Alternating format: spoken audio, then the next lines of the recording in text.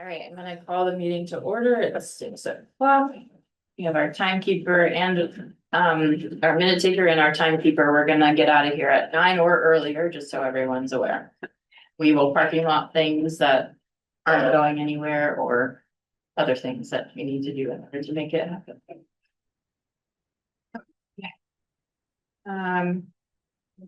We do have a quorum.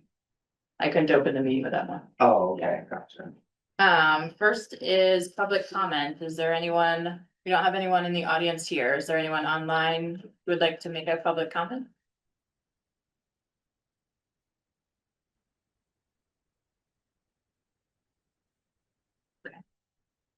I don't see any at this time, so we'll move down to an action to approve the agenda. So moved. Melissa first, Second that. Justin second. All those in favor of approving the agenda, please say aye. Aye. Any opposed? Abstentions. Okay, before we get on to other bits of business, we do have a new community council member with us. Maybe he's new to us, but this is Benji. Hello. Benji, hey Benji. So he'll be joining us at our board meetings. Most of the time. Most of the time. Awesome, great to have you. Thanks for being here. Would you like us to go around and say who we are? Sure. Okay, cool. Patrick, superintendent, hi Benji. I'm Erin Chipner, I'm the board chair.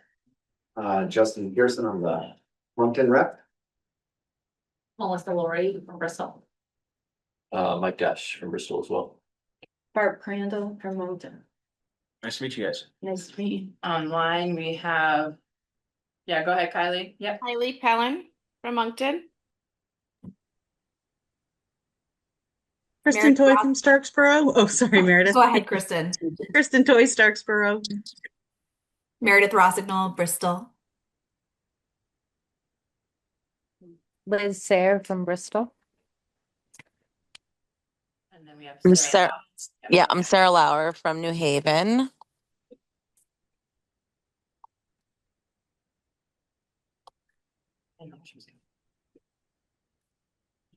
As well. Oh, yeah. Oh, hi, Kathy. Well, I hope. And Kathy Apgar. Okay. Moving on. First, we have our consent agenda. Can I please get a motion? So Mike first, Second. Barb second. Any discussion?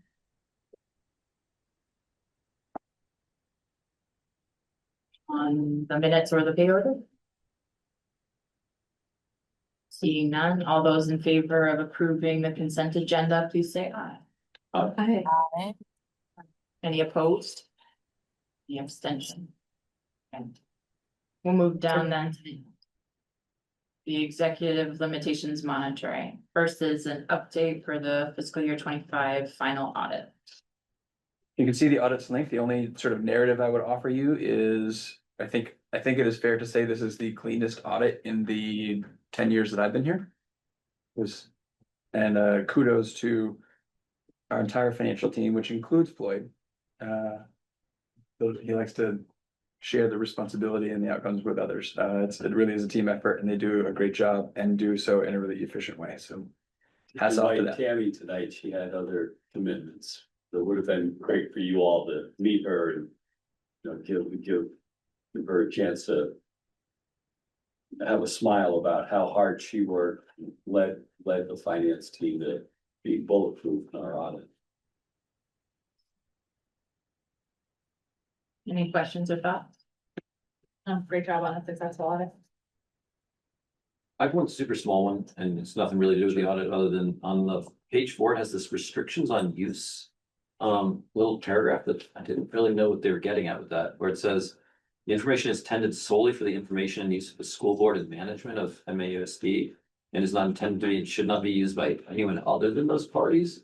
I don't know if they're getting it there. I'm assuming like that didn't mean not being able to post it. I think they're limiting their exposure on their opinions to the board. I see. Part. Then I'm well. Right, if somebody else takes this and says, well, we made the decision based on the audit. They want to be happily held harmless. Perfect. Yeah, this seems strange, but perfect.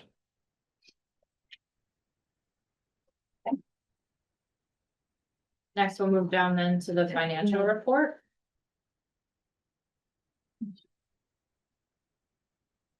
Questions, comments? I think one comment I had just given the conversation we just had at finance and facilities and that we'll have tonight about the budget is looking at where we are projecting to be, but there's still plenty of months left, is over. Right, so I'm just like reading that correctly. You are with this ad, we are over expended on our expenditures. Yep. But it doesn't take out the 1.8 million that we had carry over for committed items. After the year changed. So our real net number, if you go down, it's kind of highlighted a little bit, 1.1 million. That's our true net position. Yeah, we had to show the transparency of the 1.8 million that we carried forward for committed projects. Yep. So that comes off, that shows as an expenditure, when in reality, there isn't a revenue line to offset it. Because it's committed as, okay, I see Right. what you're saying, so I think that's a good call out, right? Yeah, The rate we tried to pick that up, and Tammy and I went back and forth on how best to share this information without getting so deep in the weeds, it became even more confusing. But your question is spot on, we're showing a overspent budget, but really, we're underspent by 1.1 million, but we're showing overspent by $790,000. Because of that committed fund money that we used for projects that we couldn't complete before year end. Does that help clarify it? Yes, totally, I'm glad we're having this conversation for the minutes and stuff, just because it is confusing. Right? It absolutely, it doesn't look smooth, but it will be consistent with this, and if you drop down to that last paragraph, and kind of watch it through. The committed fund balance, it shows up in the expenditure line under the 4,700 line. And we anticipate some of the encumbered funds will start to soften as we get closer to the end of the year, which will bring that, we think that number will come more in line with a fund balance to work with at the end of the year as well. Okay. Something to be Thank you helpful. for the opportunity to walk through that. Yep. I didn't know how to open the door without making it seem more confusing. Any other thoughts or questions? I'll move down then to the superintendent's report. Any thoughts about that?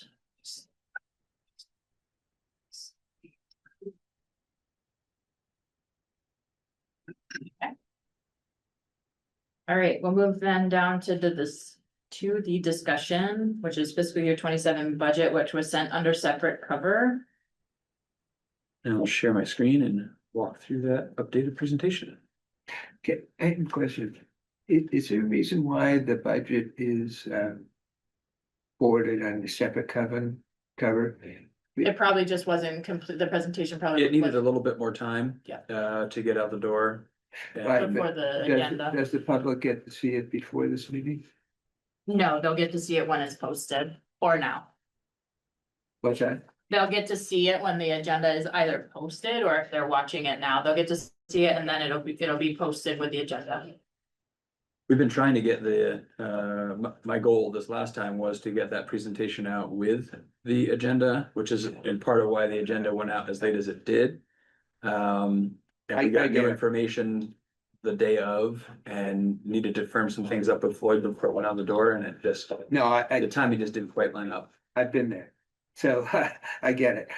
I was just thinking that. I don't know who's following, I don't know who public is here, but if they have an interest, they probably would like to see it. Yeah, I think, I agree, the idea incorporate is for it to be into in the some sort of packet. supplemental agenda or whatever. You know, it might be allow people to be overseen. Mhm. Tried to update it with the December 11th long-term weighted average daily membership numbers, which were different than what we had available at the time that we were pulling this all together. So we had. What was posted where, Floyd? The AOE gave us an Yeah, I know. updated LTW Yeah, I ATM see. number, which impacted our student counts. Which, And are you saying that was posted somewhere or not? Or no, that's just reflected in the. the AOE sent us different numbers than we had earlier in the week. Yeah, I know. Just went out, and it was when our agenda went out, and we knew that it was going to change. It was in the process of change. Why don't I jump into the presentation, because I'll talk a little about the Okay. iterations of the Yeah, LTW no, that's fine. and the roller coaster that has been the several weeks Yeah. since the last No, presentation. I appreciate that. So, whoops. So we do have some information and some things haven't changed. So the 7.3% increase in healthcare premiums, we're still working with that. So that's been in place for a little while now. LTW ADM has been part of the roller coaster since our last conversation. So we've been making projections for many months now about what we think our long-term weighted average daily membership should be. So again, that LTW ADM, which really just rolls off the tongue, is effectively our pupil count. That is our weighted pupil count. That's a really important number because that's what we divide our education spending by to get our cost per pupil. And our cost per pupil is effectively where the board's control sits. That there's not much else you get to control around tax implications. Cost per pupil's one that you have some control over. We had been projecting that 1,931.75, which is a little less than 7 fewer students than what we have currently, based on formulas we've been using in prior years that have historically been pretty accurate. We have received three new, 3 iterations of long-term weighted average daily membership figures from the AOE since our last board meeting. The first one showed a reduction of about 360 students. That would be catastrophic if that were real. So we had a lot of reactions to that. The first reaction was, what? No way, what's going on? And then it was, hold on, this can't be real. Let's work the problem, engage in some problem solving with the AOE. We then got a second iteration, which had us only, and I'll put that in quotations, decreasing by 78 pupils. Far better than the 360 some, and still really, really impactful. We then, on the day the agenda went out, got another update, which had us down 30.43, which is where it currently sits. That's still pretty impactful. And we continue to work with the AOE to true this up and try to figure out why. We think it is pretty specific to the pupils that are eligible for sort of free reduced lunch or eligible for the socioeconomic weight that students can be eligible for. And that added weight increases with the same head count of students, increases our LTW ADM because of that added weight. So we continue to try and work with the state to be as accurate as possible around that, recognizing that to some extent, there's some paperwork that we look to collect from families that determine eligibility for some students that help generate these various weights. So that's ongoing as it sits today, unless we've gotten something that I haven't heard about. We're sitting at that 1,908, which is a reduction of 30 LTW ADM, which is a pretty big deal. You know, you can multiply that by 15 to 20,000 per pupil, and that's effectively the financial impact to the district and the tax rate. That's a question. Because I noticed as a parent in the district, right, email pushes and in the newsletters, the income form. Yeah. I'm sorry, I'm not calling it the right thing. Obviously very intentional because myself included, didn't fill it out the first time, because we didn't need to get free reduced lunches, right? Because of the new program, so is the hope that more people will complete that with that push, and then you all are able to go back to the state to say, hey, can you double check our numbers? Exactly. Okay, got it. There's still a brief window of opportunity to kind of true up what we have evidence to support. And we're working to do that as best we can. What do you mean by a brief opportunity, and how would that true up happen? There's going to, I don't have the date off the top of my head, but there's going to be a point at which like the ship has sailed and our ability to demonstrate our, level of socioeconomic sensitivity is what it is. You have a And no rough longer idea can impact the that- budget, but You have a rough idea then? I mean, I'm this just board saying, has to 'cause put a, I've been making it myself, so that would be helpful to know. for this board's purposes, nothing changes your January date by which you have to adopt your budget. So it's possible the LTW ADM changes after that, but you won't be able to make informed decisions about what the impact will be beyond your January date where you have to adopt the budget so that we can get it warned. Right, but you said there was a brief window where you could affect that true up? So it's basically the next few weeks. We have a January 6th board meeting where we'll be adopting the budget. So 6. Okay. And what, just following up on, the idea that this pretty consequential change in our budget and tax projections are incumbent upon getting accurate data about how many folks are in low income households. And so, do we have any ideas on how we can get an accurate number? well, we're doing that now. So that's the intent behind this additional push to get forms to come in to do the best we can to be as accurate as possible in documenting the current reality so that we can feed that to the state and continue to work on this number. It used to be that everyone had to fill out the free and reduced lunch, right, in order to be eligible. Now we don't have to. So the amount of forms we get back is low. Yeah, I'm just Harder. trying to think about what we can do to rectify the situation, get accurate data to the state. Liz, And I think we should be doing everything we can to do that, because it makes a big difference. And I want to see this budget pass. And some of the numbers I was looking at in the presentation are pretty bleak looking. Liz, Yep, my understanding is that at the state level, they talked about possibly using Medicaid numbers or something else, but correct me if I'm wrong, Patrick, but what was landed on probably for privacy reasons is that it's just this form. This form is the only way that we have versus maybe submitting the number of students who are on Medicaid. So I think that's a state level conversation.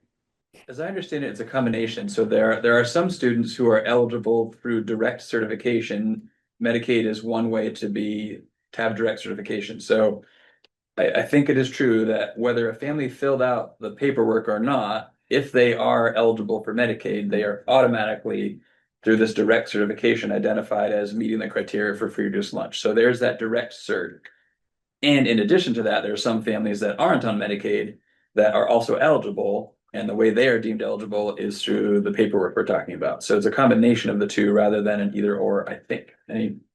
You're exactly right. And we pushed out emails, I think like each building principal pushed them out, like we also post on Porch Forum and Facebook. Just trying to get people in all different ways, just thinking. Well, I'd have to check on that. We immediately went to let's get this directly to families through the newsletters. That seemed to be a really, I don't remember. I made a return, but Please forget all that, Yeah. just another thought, right? we could push that out and be another just little prompt to Yeah. keep them coming. Right. Well, I think getting in touch with each and every potential parent, each and every parent of a household that we had counted before. I mean, those people, those households. Yeah. Unnecessarily. It does get kind of tricky. We don't necessarily know because we don't actually see all the forms. Like they may send us the form and it comes to us, but there's also an opportunity, I think, for folks to fill out the form online that goes directly to the source and we don't see it. Yep. So we don't necessarily know who has or who hasn't. Like, we could certainly say they sent us the paper form or they didn't, but they don't necessarily have had to send us the paper form. So it's a little tricky to pin it down. And it's also tricky to say, like, hey, we think you're eligible for free reduced lunch. Can you try and fill out paperwork to help us with that? Like that, there's some subjectivity to that feels slippery.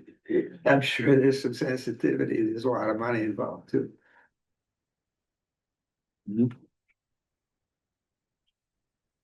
Thank you. So the biggest roller coaster really has been the LTW ADM fluctuations. It's trending in the right direction. I hope that drop of 30 is not our final number. And it could be. So we'll continue to, so I'll make a connection here because I think it's relevant to the conversation. Like, we sometimes talk about central office staffing. The number of hours that a human being has had to dedicate to checking our own information in-house about students and their various weights and things of that nature, feed that up to the state of Vermont, they send questions back and engage in the back and forth. Like, Floyd, you've been closer to this than I, but when I think of, so we have a data manager, that's a position that didn't exist 10 years ago. It's a must-have. I can't think of a district that doesn't have a data manager right now because of this kind of exchange that is necessary to be accurate as possible because of how impactful it is. Our data manager, I can't even begin to think of the hours that has been spent specifically on the back and forth with AOE about how people come. And how critical that is. I mean, going from the 78 to the 30 alone effectively pays for that person's position for the year. Right, so that's the kind of impact, and then all the other things that are data points that we need to track and monitor and submit to the state and verify and et cetera, et cetera. This and data, managing data too is a position that's needed in all industries, not like specifically, yes, but I want to call out that it's also more broad than just a school district. It's Yeah. very important here, like you just called out. Yeah. But we didn't. So some other assumptions in the figures you're gonna see, despite the drop in our LTW ADM, we are not projecting that our spending per pupil will exceed the spending threshold, so there's no additional. There was when we lost 360 something students, so that was gonna trigger the spending threshold. But with this 30, we are below that spending threshold, so there's no concern at this point. With where we think the numbers sit as of today. The same revenue expectations that we saw in prior drafts of this are the same. We have been advised, sort of the common practice that we're hearing around the state is to budget a 20% reduction in federal funding. So this does account for that. For us, that's a little north of 200,000, maybe 215,000. 213. And 213. So you'll see some figures. When we last met, we were talking about a 1.5 million use of one-time funds to buy down the tax rate. You'll see that's now a little over 1.7. And the difference is that 215,000 or so in the federal funds. Another new piece of information, we had been making some estimates about the CLAs. We now have information from the State Department of Taxes about their estimates for each town's CLA. So we've now shifted from our estimates to their estimates, which created some variability that I think Herb was referencing before, and we'll see those in a minute. And we do have a new yield. This was good news. We'll take all the good news we can get. This was the big good news. The yield was a fair bit higher than what we had been estimating. So that had a pretty positive effect on the tax rate. So Important to note that yield estimate does not include any one-time funds. Which last year was 118 million. Right. So it could get better still. And so in bringing you this information, we thought it was important in light of the LTW ADM roller coaster to sort of show if our estimates become more and more accurate, what would the impact be? And if it stayed where it is today, based on the most recent figures we got from the state for LTW ADM, where is it? So the first series of slides is really, if our estimates are more accurate, here's the impact. And then the second set of slides is using the state's figures. So with all of those assumptions baked into it, using our estimates for LTW ADM, we're looking at a cost per pupil, and I'm going to highlight a couple of things because they're on the ballot. And that becomes important to think about messaging to the community based on what they're going to see on that ballot. One of the things that the community will see on the ballot is our cost per pupil and the change in cost per pupil from current year to this FY27 budget. So that cost per pupil that will show up on the ballot, if this were true, is $15,068, which is an increase of about 3%. So those two figures, 15,068, 3.01%, go on the ballot. So then there's sort of two presentations, so I think I'm getting it now, and they're different. And this portion of the presentation reflects what you believe to be the correct assumptions on student count. And then the other one, the latter one, is projections based on Current what you're figures hearing from the from state. AOE right now. Correct. Okay. And so, and really the only difference between these is the LTW ADM count. They all have the same yield, they all have the same CLAs, everything else is the same. So if our estimates are more accurate, we'd be looking at, relatively flat tax rate increase in Bristol, up to about a 13% increase in Starksboro. Then others falling in between. And that is directly related to the tax department's estimate for CLA. So remember that we have a common education tax rate for all four towns in MAUSD. The only thing that changes that in each town is the town's specific CLA, which we have no control over. So the variability that you see here between towns is only explained by different CLAs that the state sets. Yeah, so this was the other part that was different from the November projection or proposed budget. And these tax rate numbers are, wow, they're really different. Yeah, CLAs were very different. So we were assuming, what was the basis for our assumptions on CLA and what do you know of their assumptions? So the basis for our assumptions were, in theory, each year CLAs should drop a little bit because what the town has your home value listed at and the fair market value changes, your home's value theoretically increases a little bit every year, and therefore the town's static figure that it has your home value listed at gets a little bit further each year away from the current market value. So in theory, CLAs drop a little bit. We assumed a 3-point drop in CLAs for each town up until we started shifting to what the tax department has now put out. I don't know a lot about what the tax department uses to base their calculations on. I mean, it's weird. It's more sophisticated than our assumption that It each might just be went more down 3, sophisticated, but it doesn't necessarily make any more sense.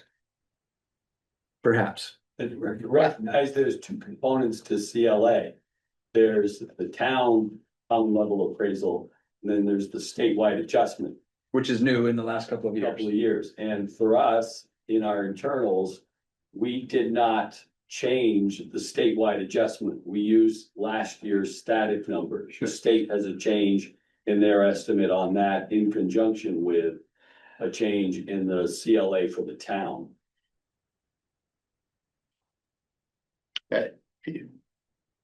It's just a huge tax rate term.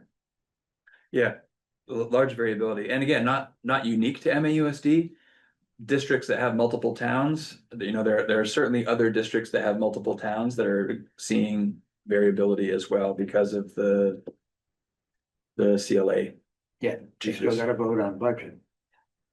So if we put that into, so here's here's where you can see the homestead tax rate is the same in each of our four towns, 1.6863.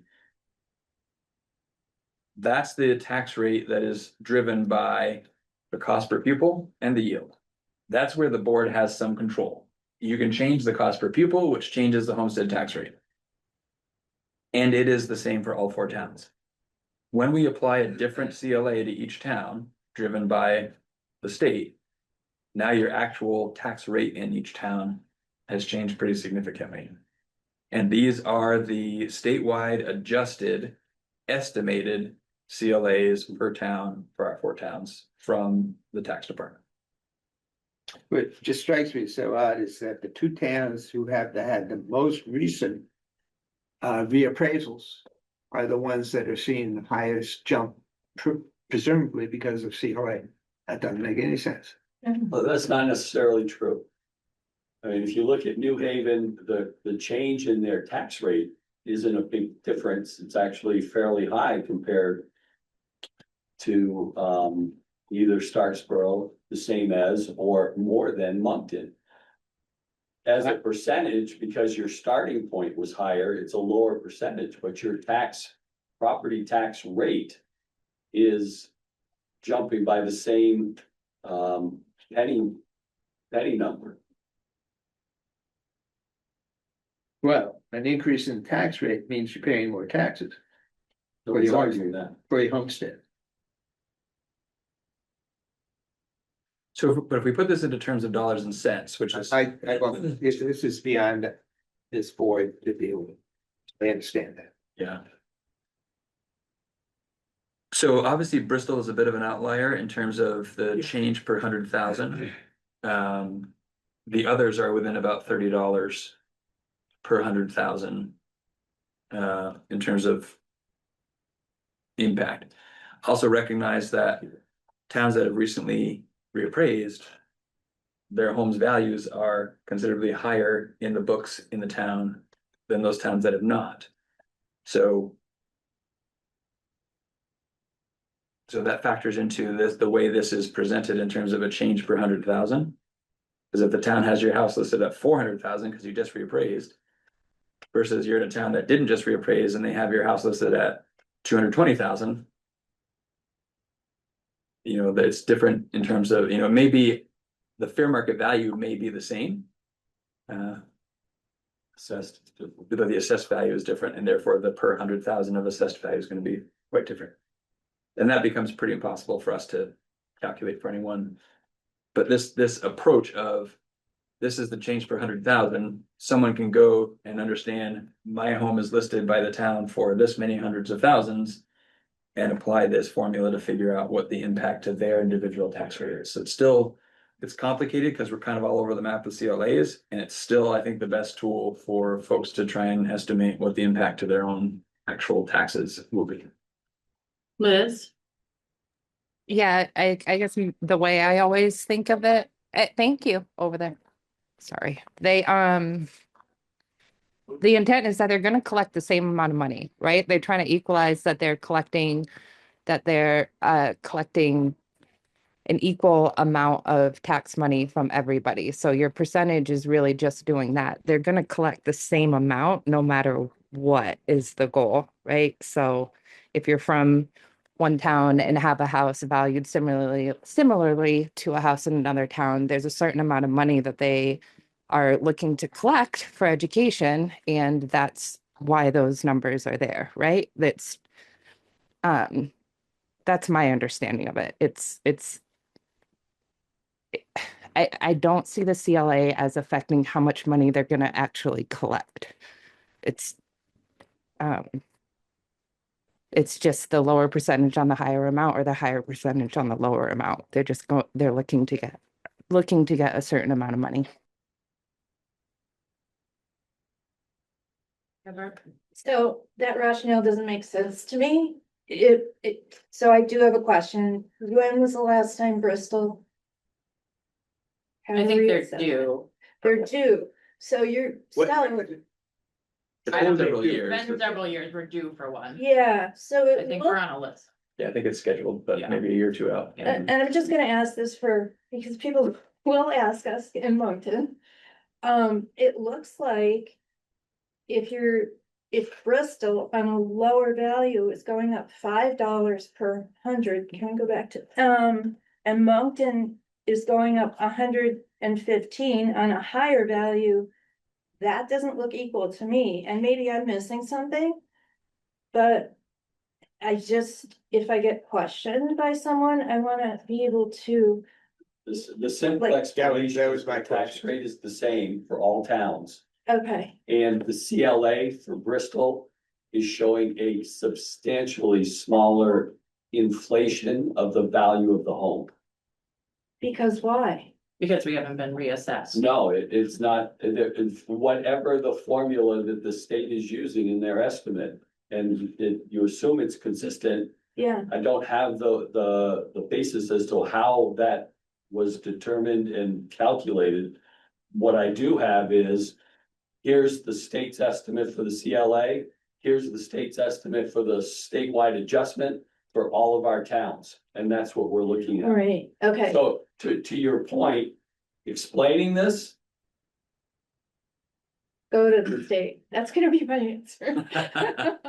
But as soon as Bristol is reassessed, the numbers will look close, if not higher for Bristol the next following years because of that same rationale. Right, And that wasn't our experience in Starksville, and I think Moncton. After we reappraised, because the values were higher to reflect actual values, our tax rate was actually, I think, lower. yeah, You can get that. But this is showing something very different, you know. I Your have no tax rates are problem with- still lower, What's that? your tax rate.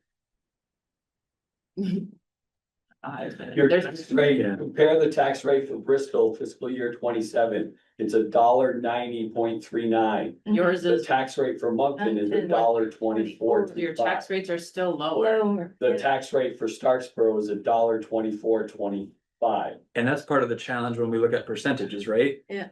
You know, that as Floyd pointed out before, the same tax rate change in Bristol and in Moncton reflects very different percentages of an impact to the tax rate, because towns that have reassessed recently, their tax rates reset to a lower rate. Yeah, I get it.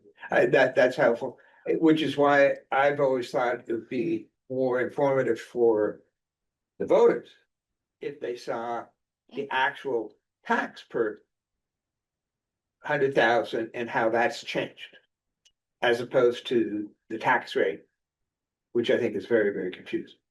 Mhm. That's why both are listed. Thank you for. Yeah, but- explaining. But maybe to the point, Herb, I wonder if we could make an easy one where we said, this is the average cost of that, like we do with the income-based one. Right. This is the average cost of a home in Bristol, in Moncton, in New Haven, and Starksville. And there should be differences based purely on appraisal. And maybe some differences community-wide, and then we could apply the tax rate to that average home, and you could say, the average home in New Haven pays this much in education taxes, the average home in Bristol would pay this much. That would be a way that you could kind of compare apples to apples. You wouldn't want to choose the same number in each town, because depending on when you were appraised, overall, those values are inflated or lower purely based on the appraisal. So that would be a way that you could kind of compare apples to apples to suggest that the state is trying to extract essentially the same amount from the average home, based on the price, something along So those lines. each town has what's called a grand list, which is sort of like all of the values of properties in that town. So we would have to, town by town, calculate the average value of the homes on that grand list. Because that would be different in each town based on when they reassess, to your point. And also recognizing, and this is where the state tax department gets more sophisticated. Not every town in the state of Vermont changes, their values don't change at the same rate across towns. Some towns are more popular and their rates are gonna change, you know, their growth is gonna be greater than towns that are less popular. And whether they look at recent home sales to derive what the CLAs are gonna be or not, I don't really know. It would make sense that those are the kinds of things they'd be looking at. Yeah, so we could do that, but that would be the process. We would, do that math, you know, working with town clerks in each town to calculate that, to be able to do what you're saying. And keep in mind, this is for 1/3 of our community. The other 2/3 pay based on income sensitivity. Using the most recent median income for Addison County of 88, this is household income, 88,478. we expect that folks would actually see a decrease for the 2/3 of folks that pay based on income.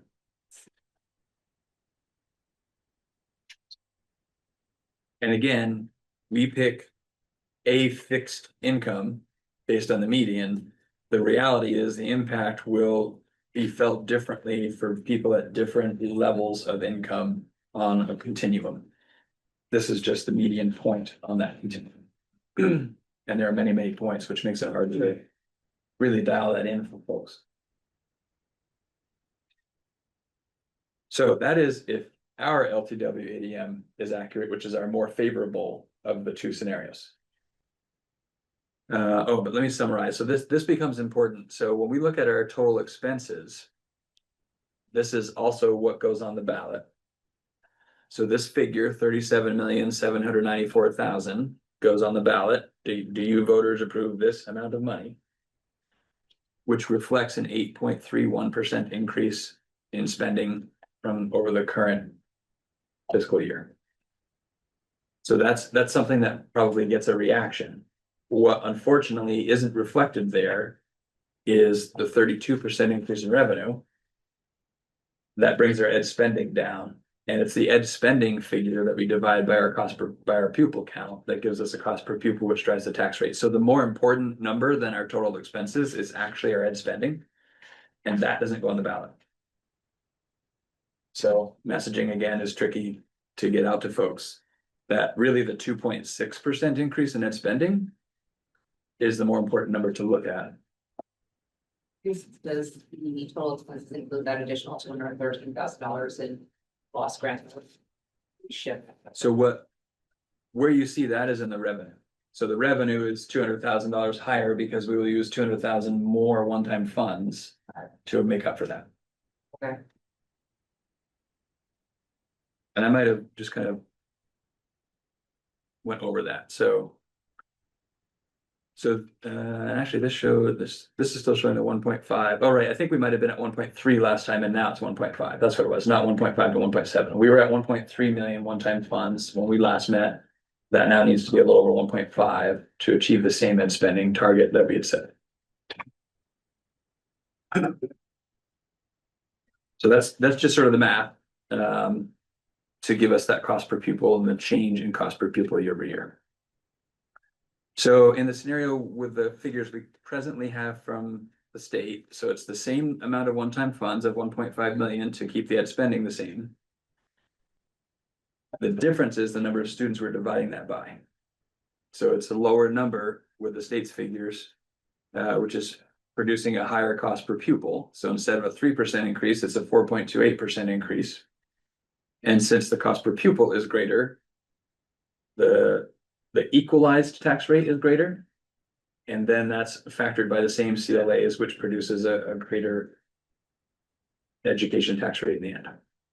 So you can see it's slightly greater. It's not significantly greater. It's a % or two in each of these cases, but it didn't start necessarily from a great place in some towns.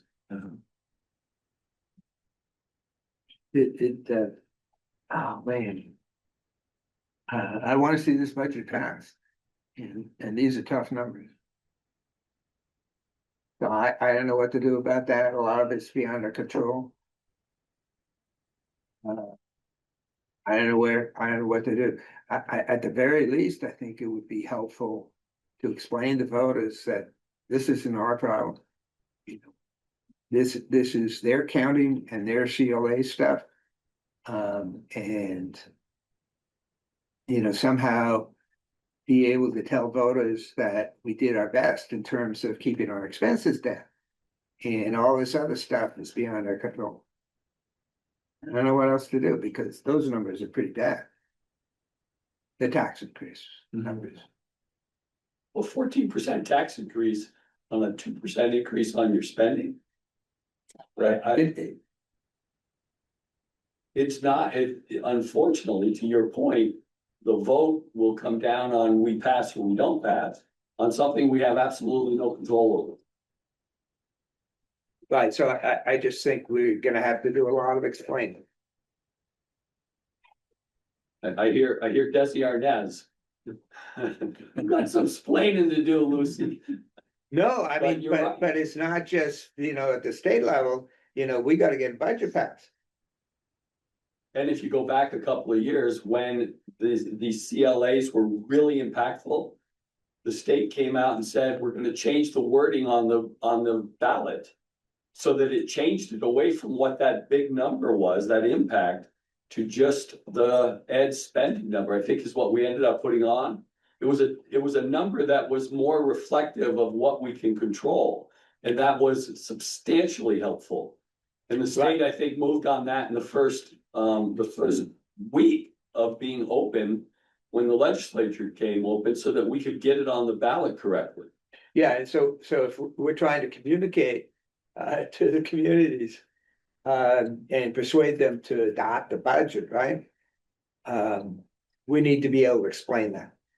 Part of the challenge with explaining it is, in a way, this is all still make-believe, because the actual yield won't get set until after you've adopted a budget, and probably after it's already passed, and for sure until after it's passed voters' approval. Our actual LTW ADM may change afterwards, like this. All of this could, or most likely will, change after you've adopted a budget to bring out to voters. So it makes it really hard to instill confidence when we're out sharing information that is as true as we can make it at this point in time, and in the end, that's not where it lands. I think last year we approached it by putting out what are the budget drivers and trying to do a crosswalk between, what we have today and what might occur, and have that information out, which we could follow that same process again this time. It's just having the budget drivers out. There's no other way that makes good sense, that won't make us crazy trying to explain all the little pieces that make really good sense. So, and I think I don't know how much of a selling point it is, because the impact is the impact, but this board has chosen to apply more than $1.5 million to buy the tax rate down to what it is in this draft. I think that's a significant effort. I think it's also important to articulate the risk in doing that. Like the need for it now, and the benefit that our voters will see, whether it feels beneficial or not. And the work we have before us, given that we're making that decision. So just to sort of wrap this up, you can see again, it's the same equalized homestead tax rate that then gets adjusted by CLA. Same CLAs in the scenarios before.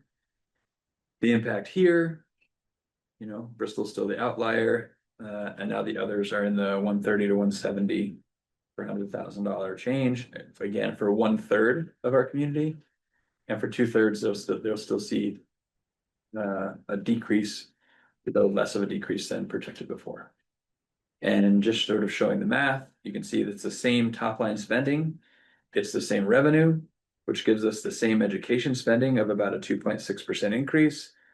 We're just dividing that by fewer student count, by a lower student count, which gives us a higher cost per pupil and therefore a higher tax rate.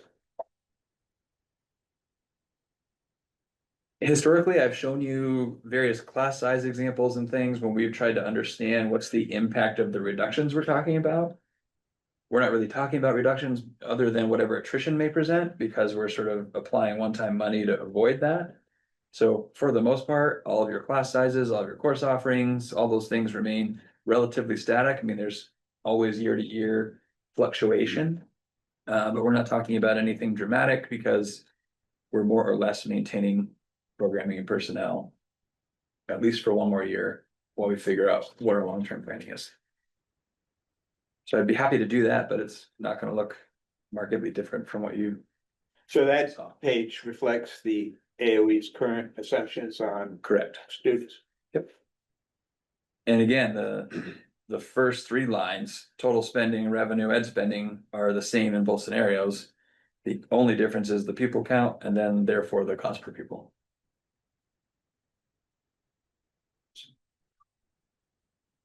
To your point earlier about explaining, I would say it's gonna be no less simple to explain a 33% increase in our revenue. A chunk of that is a 1.5 million. Right, but you still, it's a number that unless we have the opportunity to share that so that it's understandable and digestible.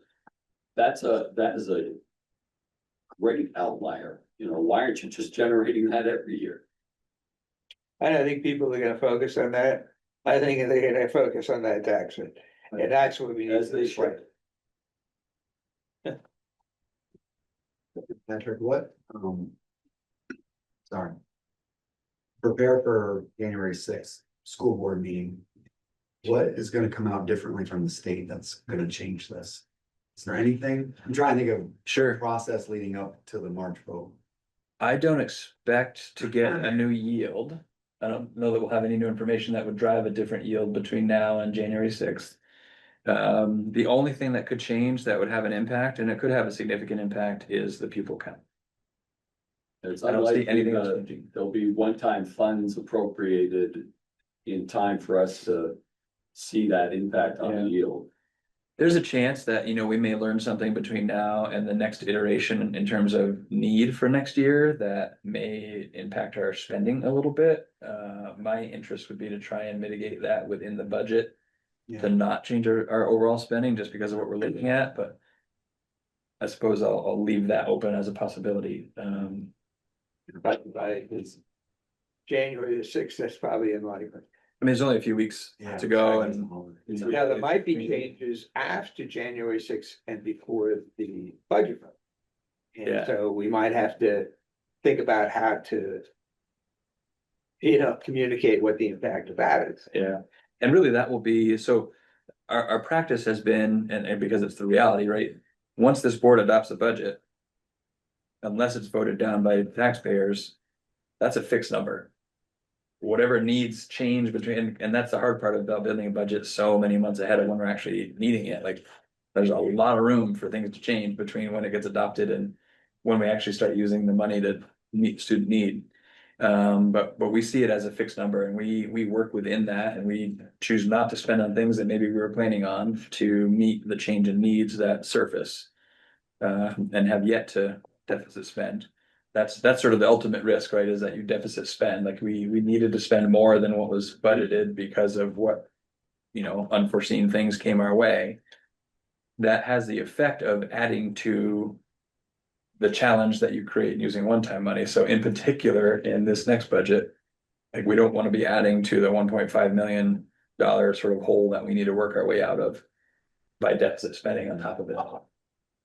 Hey, Patrick, Yeah, I'm sorry, I'm trying to do this from the car here. I'm really concerned that we're not driving home the point that this is probably the only year that we can draw this level of one-time funds down. If folks are unhappy with the tax rate and what they're going to have to pay, they've got to understand that we're out of choices here. And that we can't continue to draw down from one-time funds that aren't going to be there after this. So how do we get that message across? and to that point, Kathy, so. If in FY 28, we apply another 1.5 million.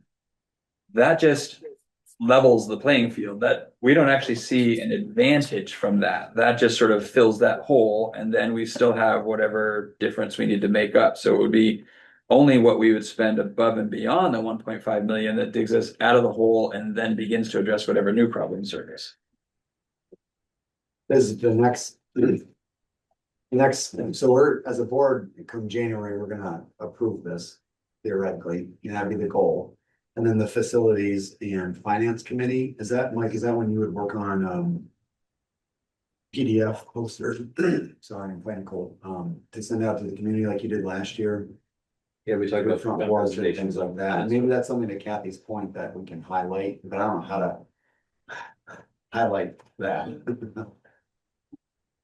I think that makes a lot of sense. I think we highlight it in the way of the options we've been pursuing and continue to work through that. So I think there's some avenues to I dig through think that. that interjecting an options dispute into the budget,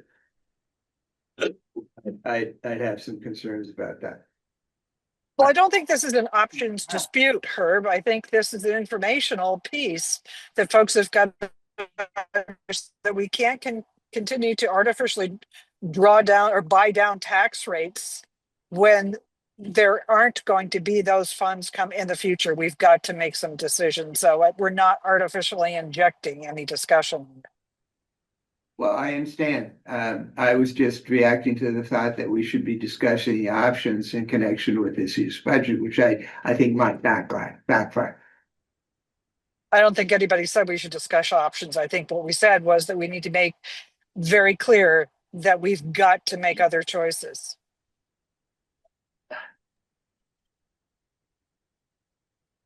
And I think I heard Aaron, you say that we include this in our thinking about options, right?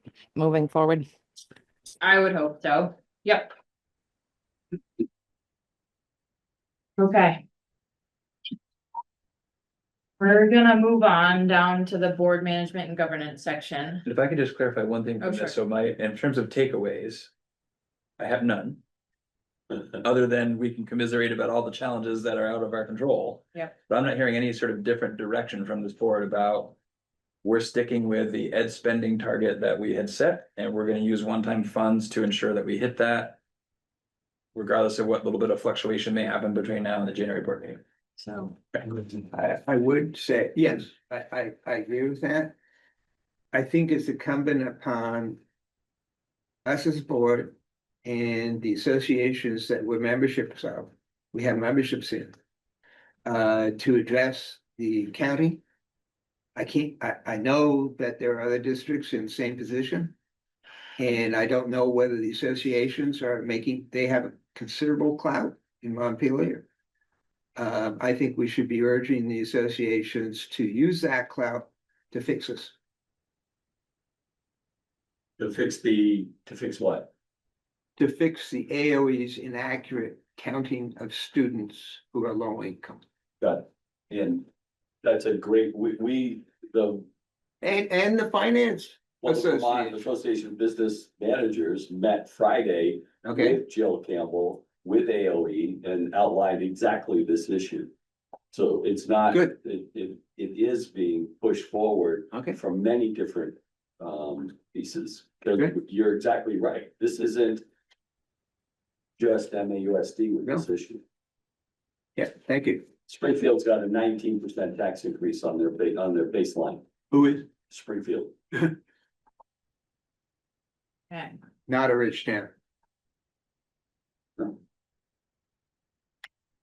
All right, we're gonna move on to the board management and governance section of our agenda. And the first is an action item to accept monitoring report 3.2 accountability of the superintendent. Can I get a motion, please? So moved. I'll second. I'll do- Okay, Melissa first and Meredith second. Discussion, please.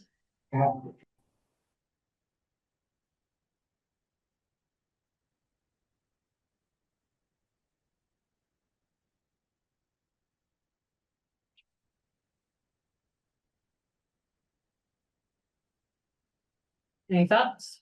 You did a nice job. Apologies.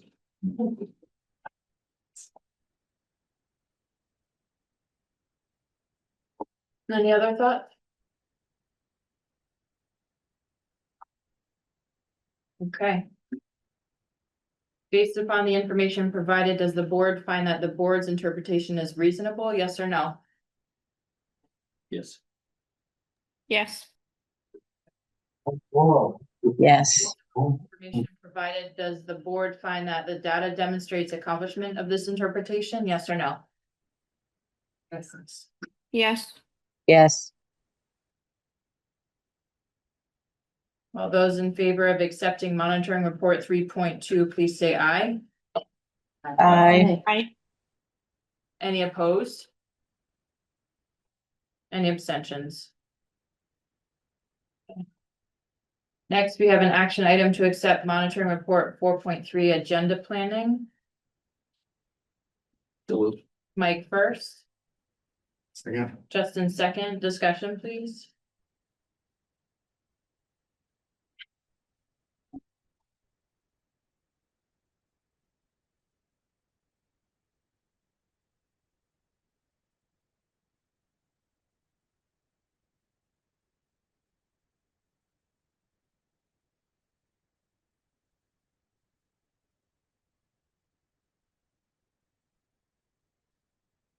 A broad thought, and actually I was gonna ask maybe Barb, if you prepared this about this about the policy itself. This one felt like a little bit more specific than so many of ours, right? Like, as you were going through and having to provide evidence for like so many individual bullet points. I'm sorry. I'm sorry, so just a question about this policy as a whole. Mm. It felt like you were being asked to provide a ton of really tangible details to specific parts of each one of these components of the agenda.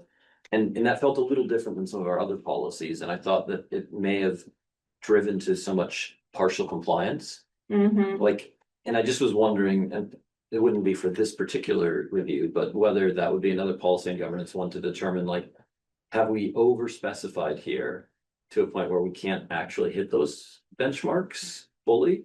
Or is this a place where we really do want to be specific and we want to strive to hit those benchmarks, and it's important to be able to call out where we didn't? And again, this is probably my broken record of like, I don't always know what we're supposed to do when we report partial compliance. And if we set ourselves up to always at best be partial compliance, I don't know if the policy is gonna, it may or may not be doing what it Yeah. needs to do. Is it still a policy? Like, Yeah. Yeah, Exactly. irrelevant. And I was following your lead. Yeah, because you had done it before, so you were my roadmap. But I think in the broad planning, I think if we are planning for an agenda, we should probably plan to hit certain benchmarks. And then we can see whether we're hitting or missing those dates. That's just a suggestion. From a process standpoint, whenever partial compliance creates a little bit of a hiccup that we probably should talk through. Procedurally, whenever non-compliance is reported, which could be defined as anything that's not compliance, which would include partial compliance, the expectation is that a plan is developed to become compliant. That plan could mean policy revision, or that plan could mean a change in behavior to become compliant. I think that conversation needs to be had about what that plan is. It's probably unfair to tag an individual to develop the plan to become compliant, but it may be a recommendation. Hey, maybe policy and governance needs to take a look at why we're in partial compliance in so many places and consider what needs to be done and bring that to the board, and, sort of engage in that process of not staying in a place of partial compliance, but moving toward compliance. And we do use the work plan to build the agenda. Mhm. So could you say in a different way what you said before about meeting benchmarks? I'm not sure I followed Say it in a what you different way. meant. Okay, so the work plan might or might not specify certain dates that you're gonna have things done by. It's pretty general, like for example, the ends. And I did use that as an example. I think it was supposed to have been done this year and it's not, so it's gonna get pushed into 26. And no fault of anybody, but I'm just like, how do we deal with the fluctuation of when, or do we want to get rid of like dates, like it has to be done within this calendar year, or Okay, does that make sense? yeah, I just was trying to follow what you're saying so that Yeah, when I'm framing in my mind, how do we maybe change our practices to meet this or change this policy to meet us, right? yeah, What and that looks like. right, and I think that's probably more relevant. How do we change it to meet what we're doing? Yeah. Versus us meeting a policy right now. Yep. I mean, I support, what you say. I mean, it's not horrendous or anything, but it's not, we said we were gonna do something by a certain time, we didn't. And there are lots of reasons for that, but I'd rather approach it that way than sort of change it to make sure we show compliance or something, Right. So I made a note for P and G to look at that. And then I will work with Patrick and Mike to make sure our agenda planning structure. We can talk about this. Yeah. Our agenda planning structure. I'm not trying to change things, it was just, there's just a peek at it. That's why we do these monitoring reports. Right, for this exact reason. Okay, so based upon the information provided, does the board find that the board's interpretation is reasonable, yes or no? Yes. Yes. Yes. Does the data demonstrate accomplishment of this interpretation, yes or no? Yes. Yes. All those in, all those in favor of accepting monitoring report 4.3, please say aye. Aye. Aye. Any Aye. opposed? Any abstentions? Okay. Move on then to the action item of setting the tuition rate for fiscal year 27. Can I get a motion, please? Second. Justin first, Mike second. So a little more context here, so there's effectively a formula that we sort of work with the state around to take what our projected expenses are and the number of students we have to effectively estimate a tuition rate for next year. So that becomes sort of the announced tuition. This mostly directly applies to our tuition paying students, almost exclusively Lincoln students. Occasionally some exceptions to that, but for all intents and purposes, it's Lincoln. Obviously, the actual number of students and the actual expenses end up being different from what's projected. So there's a mechanism that allows for us to true up our actual tuition in the year in which that's being billed. So like at some point this year, we will partner with Lincoln and say, so this is the actual tuition for this year. And then we sort of true that up with what they have already paid and kind of make that whole by the end of the year. So this is the estimate for, we have to differentiate between the elementary and the secondary, and almost always the secondary is more per pupil than elementary.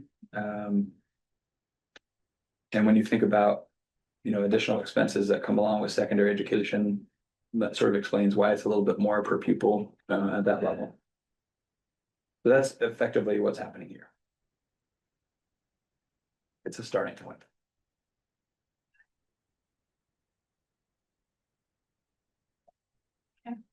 Any thoughts? How do these compare to the 26 ones? They're higher, but yeah, I don't have that. It's, it's higher, and we also had a far different calculation on our estimate last year versus this year, significantly more accurate this year with some of the lines that we can bring in. Most specifically, I think the construction services. In the past, we've not been including the expenses related to that construction services line of 1.567 million, depending on the year. In our relationship with the state of Vermont, they've sort of questioned like, why are you guys not including that in your tuition rate? And so we've kind of revisited that upon their, I don't know that it's their recommendation, encouragement maybe is a better phrase. We've sort of taken their advisement and are now calculating inclusive of And those to construction services. to include another piece of information on that question, I have a $136,000 true up with Lincoln. They owe us or? Yes. Okay. Based on the estimate we gave them and the accurate number based on the state's formula. It's not like we're picking numbers out of a hat. It's, here's how you do it, Oh, okay. right? And State what we hadn't been including, to Patrick's point, is that construction line. When the state said, why aren't you? Mm. We said, because we didn't think we could, Mhm. and we did. Okay. And so Floyd, do you have this year's tuition rates in front of you that you can say just to have that comparison? For our, this year's tuition rates are the ones that we're voting on now, based on our estimate. For the current year, yeah. Current year. Our current year's announced tuition was 21,441. For elementary or secondary? That was for secondary. Right, so that's. So when you factor in other expense increases that can be anticipated, Right. and then on top of that, construction services ends up being a big change.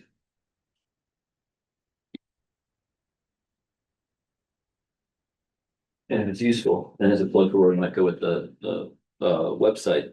I just asked our tool what we adopted last year at this same exact moment. And it came up with elementary at 20,542 is what the board said this says. And 21,441 secondary. So we can. Yay tool, all right. This is a tool that they give us on the December 17th, 2024 meeting, turns out. So Floyd doesn't have it at his fingertips. you will see that there's some ability for us to get this kind of thing.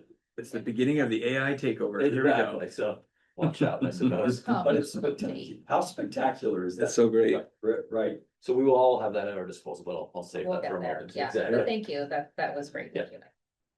And thank you for the additional explanation, because it is a big difference. Any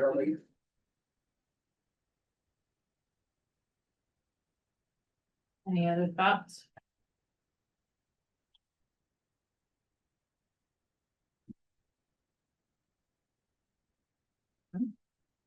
People feel comfortable voting on that? All What are we voting on? the tuition rate for fiscal year 27. Thank you. Okay, all those in favor of setting the tuition rate for fiscal year 27 at 25,169 for elementary and 27,322 for secondary. Please say aye. Aye. Any opposed? Any abstentions? Okay, the motion passes. Next, we have an action to set school choice limits at 10 in and 10 out. Can I get a motion, please? So moved. Melissa first, Second. Justin second. So some context on this, so through the high school choice program in the state of Vermont, right? So all high schoolers have an opportunity to express interest in choosing a different high school. That's set in statute. The minimum required amount in statute is 10 students. So that you accept 10 students in and that you allow 10 students out. And this is per year, right? So cumulatively, over the course of 4 years of high school, you could have 10 each year. So a total of 40 in, 40 out is the minimum. So the minimum is either 10 or a certain percentage, whichever is greater. As a small high school, relatively small high school, 10 is the greater, so it becomes the minimum required number. It's the same, it's for as long as this law has been in place, this is the number we've used. In part because if we start getting, again, the potential here is 40, which is more than 10% of our high school student body. So if we were to increase that, the potential implications get more and more complicated. So we have recommended and stuck with the minimum required number for years for that reason. And as we get smaller, it only becomes more important that we do that. So this basically keeps things as they have been. Patrick, does that include the Lincoln students, or are they treated separately? Right, so they're not choice, they're tuition. So they're a Got it. choice, there's a lot of choice conversations and they're all slightly different. So this is specifically a high school choice statute. Lincoln is a choice district because they don't operate a secondary school. So the difference being, because they're tuition paying, there are dollars that come along with every Lincoln student to whatever district or school they attend. This high school choice program, dollars do not follow students. So that's where the limitation becomes more important because, if you have a sort of, for lack of a better term, a mass exodus or a mass entrance, that can significantly shift your enrollment and what staffing needs you might have to be able to attend to that. And there's no dollars that exchange, it opens you up more to potential implications. So kind of keeping a little bit of a lid on that is necessary, I guess I would say. Whereas if the dollars follow, you can adjust staffing and you have the funds to help do that to account for it.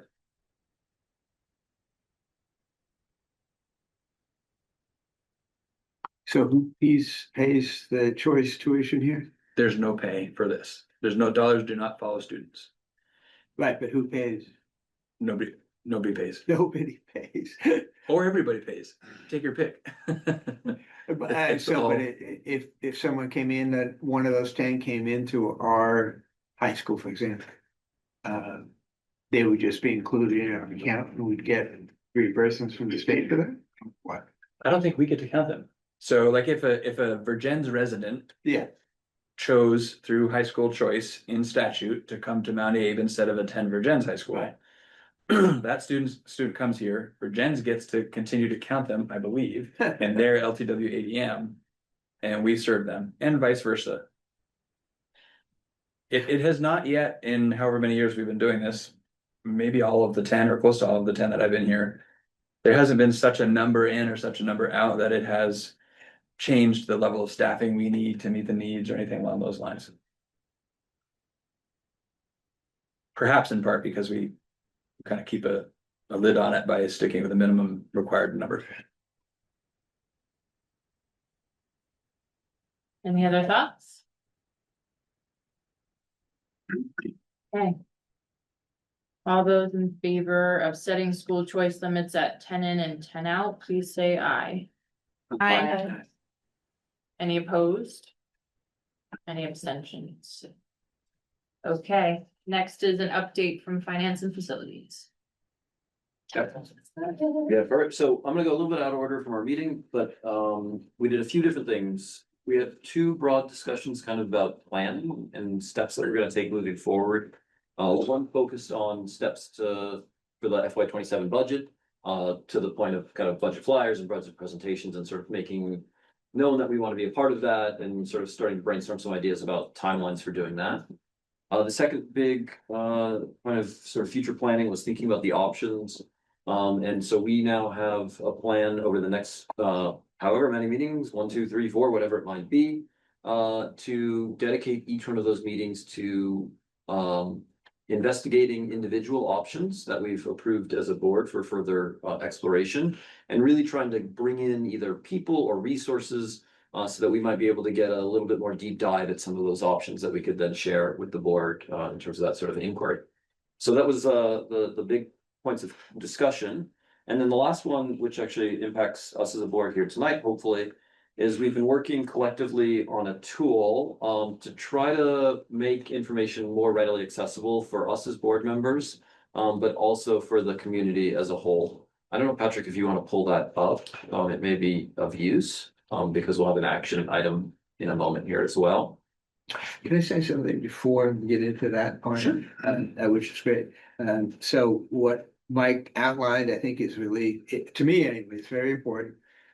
Which is the committee is going to focus, a good part of each meeting on some of the issues around financial feasibility for each option. And I really appreciate that. I think it's an opportunity to get a deeper dive into some of the issues.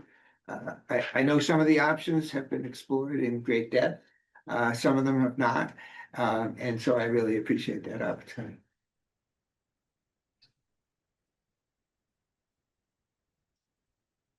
Or put you on the spot there, Patrick. That's okay. I got logged out of my Google, so I gotta log back in and then send it over to the Zoom to share. So Yeah.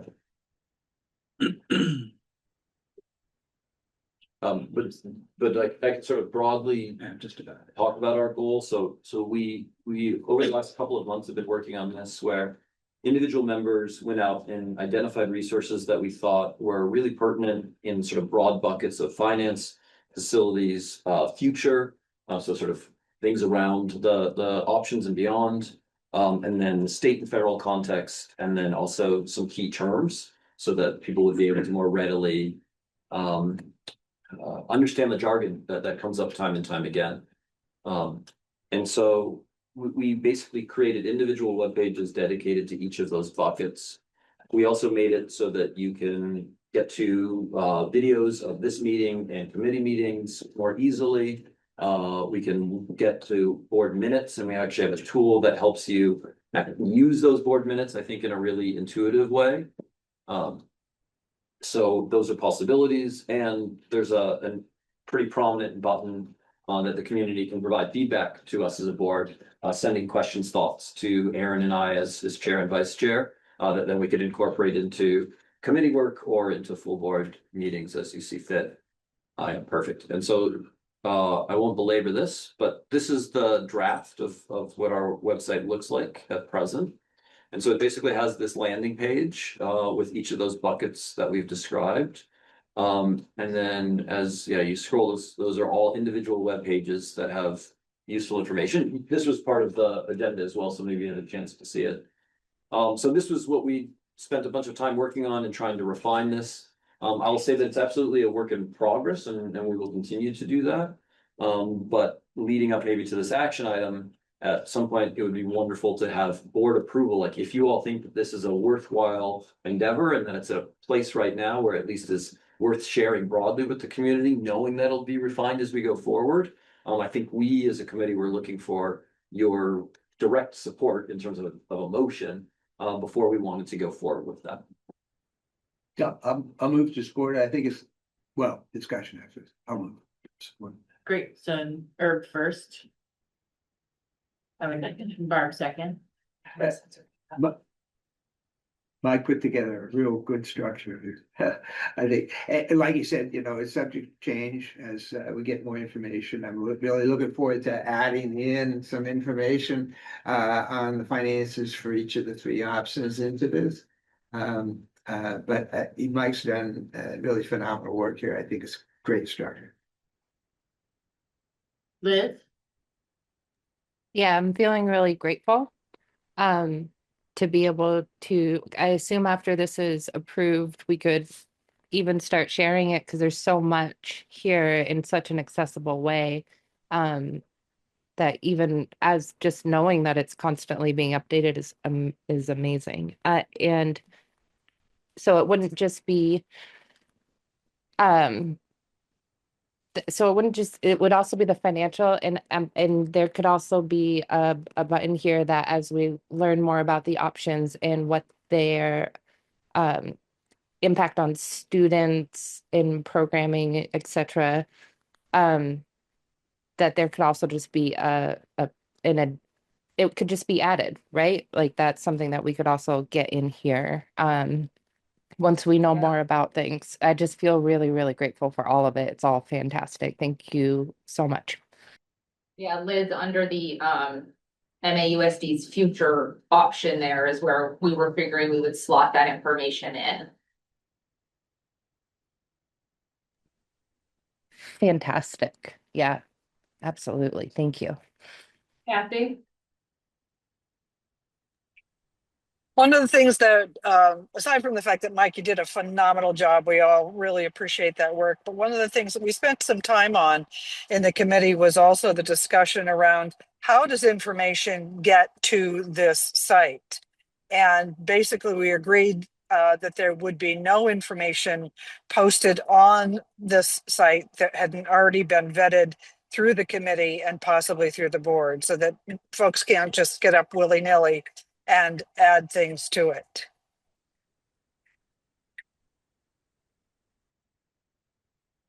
Yeah, I'm not sure exactly how that's gonna work out. If the finance committee hears some stuff and they want to put information and they're gonna have to wait a few weeks to post it, or you might be right that that's what we agreed on, Kathy. I'm just wondering about the logistics of that. I think sorry, do we to speak? No. The thought is that obviously if there's materials that are shared either at the business meetings here, like this meeting tonight, or at the committee meetings, any of them, right? Anything that's linked in any of your agendas, that if we feel like we want to put it in this page under any one of these headings, we would do that. So that people don't have to keep going back to what meeting was that it was linked in. We can, put the important things we want people to be able to get their hands on easily in one of these 5 buckets. And if we decide we need another bucket, so be it, might not a button. And but that was the intent. So like as I walked out to use the restroom, I heard Mike talking about how in the next few meetings we're going to be talking about some of our future stuff and exploring options. Material that comes to that meeting and is linked in our agenda that we would then put it in here under probably the MAUSD's future button or option here, because that way somebody doesn't have to go back to the agenda to find it. That was the goal, at least in my mind, when we created this. Yeah, and I think that broadly speaking, like, we'll have a mechanism in place at, facilities and finance to, at the end of each meeting, say, what are the things that we definitely need to get on? Yep. And then we'll do the same thing as we talked about last business meeting, of just checking in with the board at the end of these meetings to say, if something come up in this meeting, maybe Patrick's budget presentation, for example, like, there's a spot waiting for that in the website and finances as FY 27 that says to be determined, like, if we all said, yeah, let's get that up there, then that's pretty trivial to then add as needed. So I think using the meetings to sort of help shepherd that will just help give us a little bit of control over the message overall that we're presenting. And that's the kind of way we tried to settle on it. That's great. The only other small thing about the website, and I'm still kind of working on this school board minutes, like, search tool, I think is shockingly valuable in that you can, so just a generative AI, you can natural language, you can ask it a question and it searches through these wonderful detailed minutes that we take. And it will actually point to the specific part of the meeting and the date that it's pulling the information from. So if you have broad questions, whether you're a board member or a community member, I think it's a really valuable tool to actually go and find when and where we discussed it, and that'll help you also identify other resources if necessary.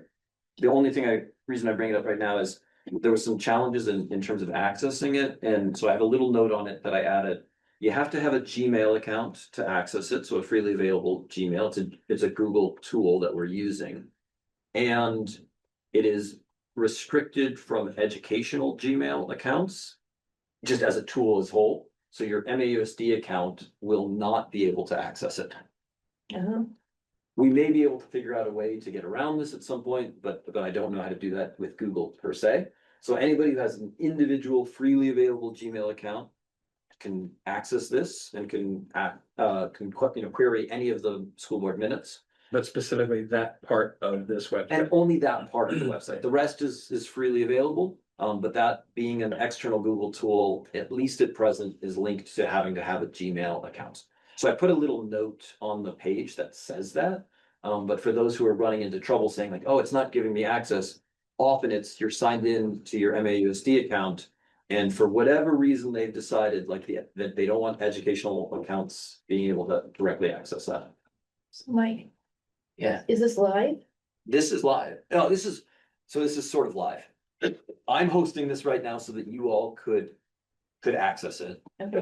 The goal would be that, assuming that we approve this motion, that I would continue to update this, but then I would work with Patrick Floyd, MAUSD, Jennifer, perfect, to figure out like what's the long-term hosting MAUSD rather than, thank you, Middlebury College.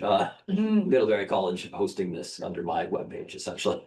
And then, would you then share the path on how we would access it? Yeah, so right now it's linked in the agenda, like you could click on it right now. Okay. And that gets you to everything, so in some ways, like the only way I could share it was to make it available even before we approved it. Right, okay. But if we vote that down, I will just take it off Okay. and then nobody will have access to that. Right. Until we decide as a committee or as a board that we do want something like this. But to your point, Barb, like, I think what you might have been asking is Sorry. if we voted to put it out there in the MAUSD page, and Jennifer helps us figure out how to put it, we would link it there under, like, you go to mausd.org and you can go to school board, you can find, link it there. Okay. Yeah, and what I would do is just take whatever this landing page is that's linked in the agenda right now, and I just host a link to wherever it's hosted normally. So if somebody stumbled on this meeting and we're like, I really want to get to this, they would go to this webpage and it wouldn't be this, it would just say, click here, and it would take you to the actual MASD. So we'll always make sure that like people can get to where it's finally hosted. Yeah, that's easy. Yeah. You say so. Mike, Yeah, of course. It's amazing. Do people have thoughts or questions? I think that's all we had. If you have questions or concerns, I'm sure we're happy to address them. Mike, this looks awesome. Way to go. Well, I to be very clear, like the whole committee, facility finance did like an amazing job in identifying and gathering information. I sat and did nothing until they sent it to me. But then I put it together, with some AI help, as it turns out. Well, then, well done to the team. It looks fantastic. I think folks will be really happy with this. Perfect. With that, how about we vote on it? All those in favor of approving the finance and facilities website resource, please say aye. Aye. Any opposed? Any abstentions? Okay. Thanks, everybody. I'll work with Jennifer. The update on PNG is that we weren't able to host a meeting due to people being unavailable with a 3-man team. That happened rather quickly. So no work was completed, but we will do so next time. That was quick. Community engagement update. Hey, everybody, nice to see you all. So at our community engagement meeting last week, we spent the majority of our time focused on the CEC presentation to select boards, which we'll talk about in a minute. We also discussed wanting a more reliable schedule with the potential option of doing 2 in-person events per year, one in the spring, one in the fall, so it was predictable for our community. We were tossing around the idea of maybe connecting a spring in-person event to Up for Learning, since the board authorized us to work with Up for Learning to get community involvement in the ends policy. And that's all I got for the update before we get to the action item. Lovely. Should we move on down then? We'll go to an action item to approve the CEC presentation to select boards. Can I get a motion, please? So move. Justin first. I'll- Second. Melissa second. All right, discussion? Well, first of all, does anybody need me to walk through the presentation right now, or are you good with the fact that it was linked in the agenda and you were able to review ahead of time? I didn't need to walk through, but I have a question. Yes, sir. So we had a little back and forth, Meredith. We worked with Brad and we came up with a presentation. And then there was a little change, and then we had a further discussion. What is it that does the presentation that's up for approval include the last discussion we had, Meredith?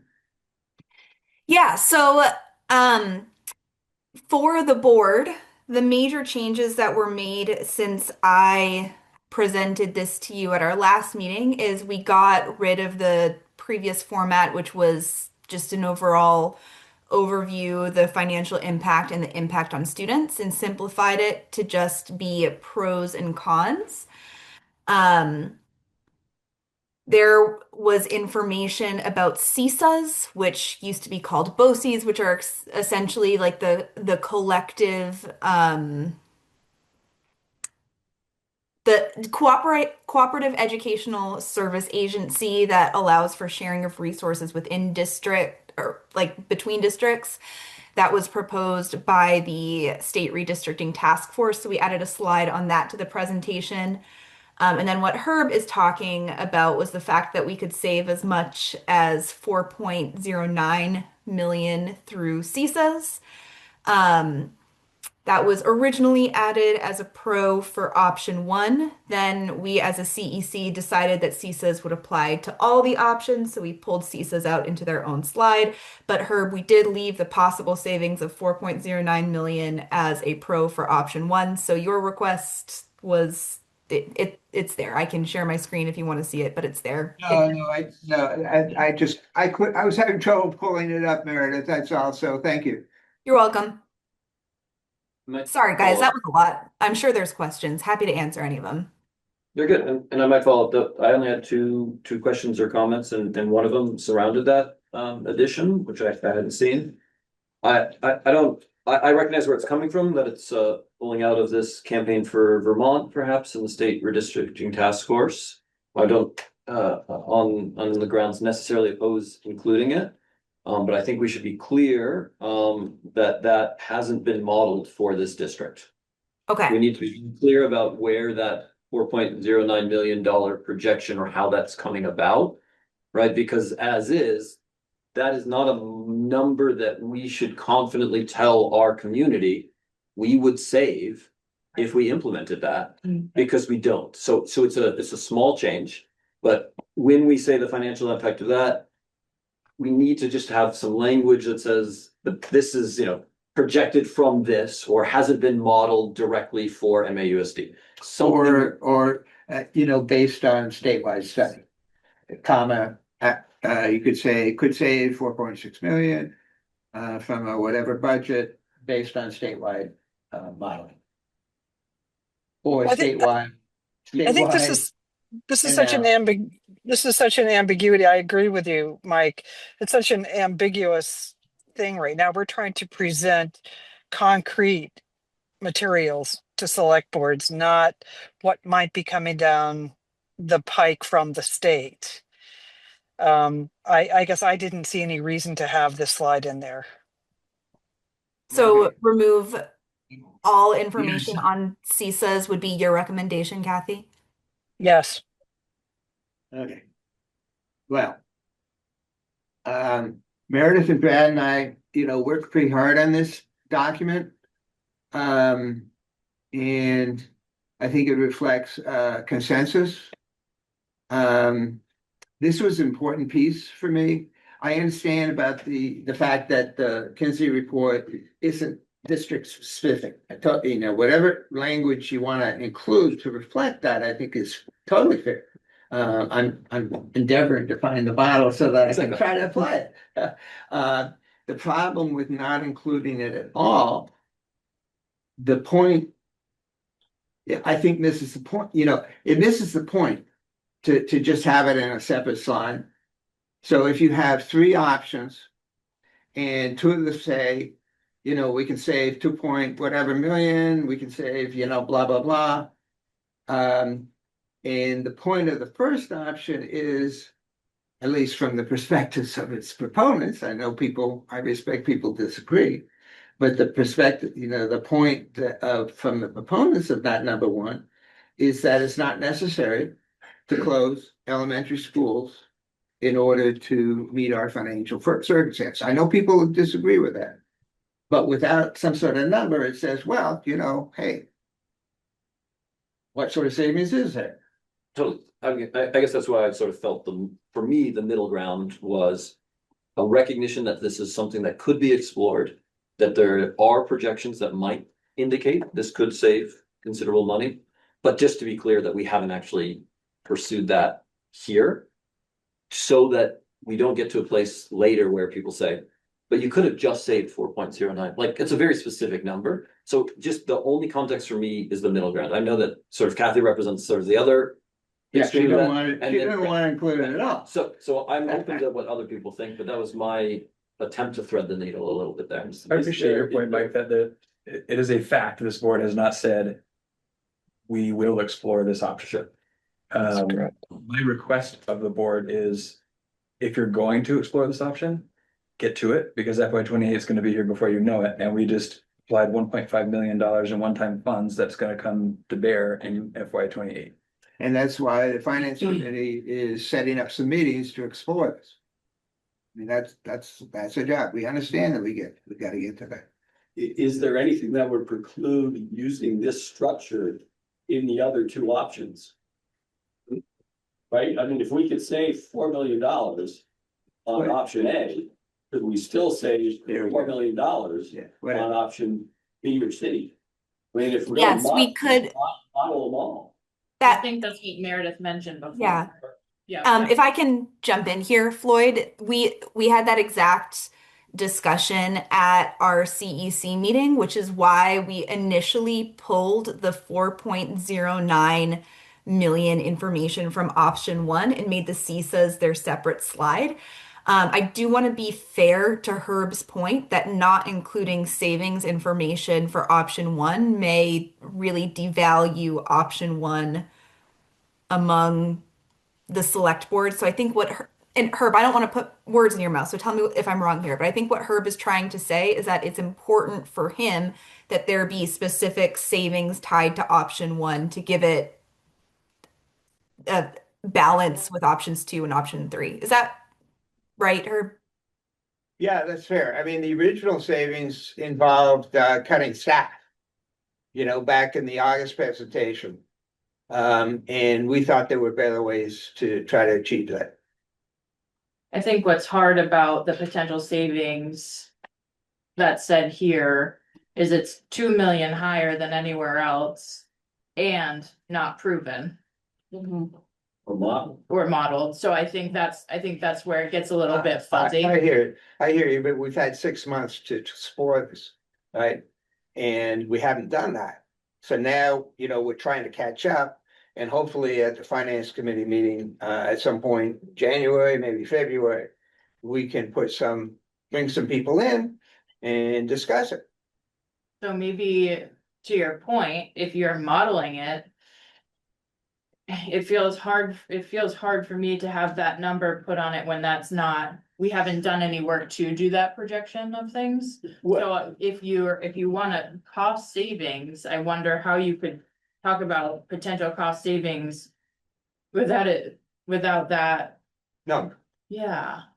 I don't know how you do that, but I don't disagree that there are potential cost savings through this platform, whatever that looks like.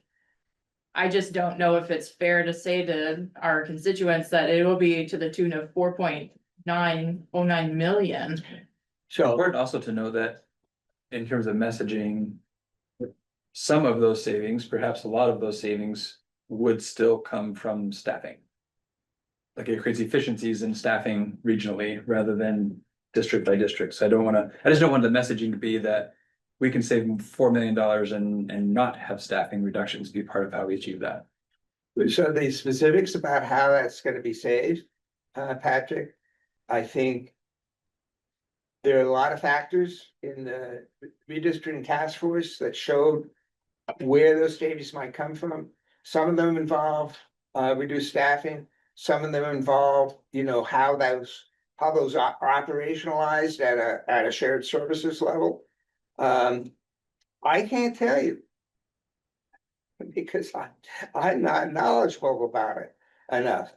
I just know that if we present it without a number and the other options include a number, it's an unfair presentation of the options.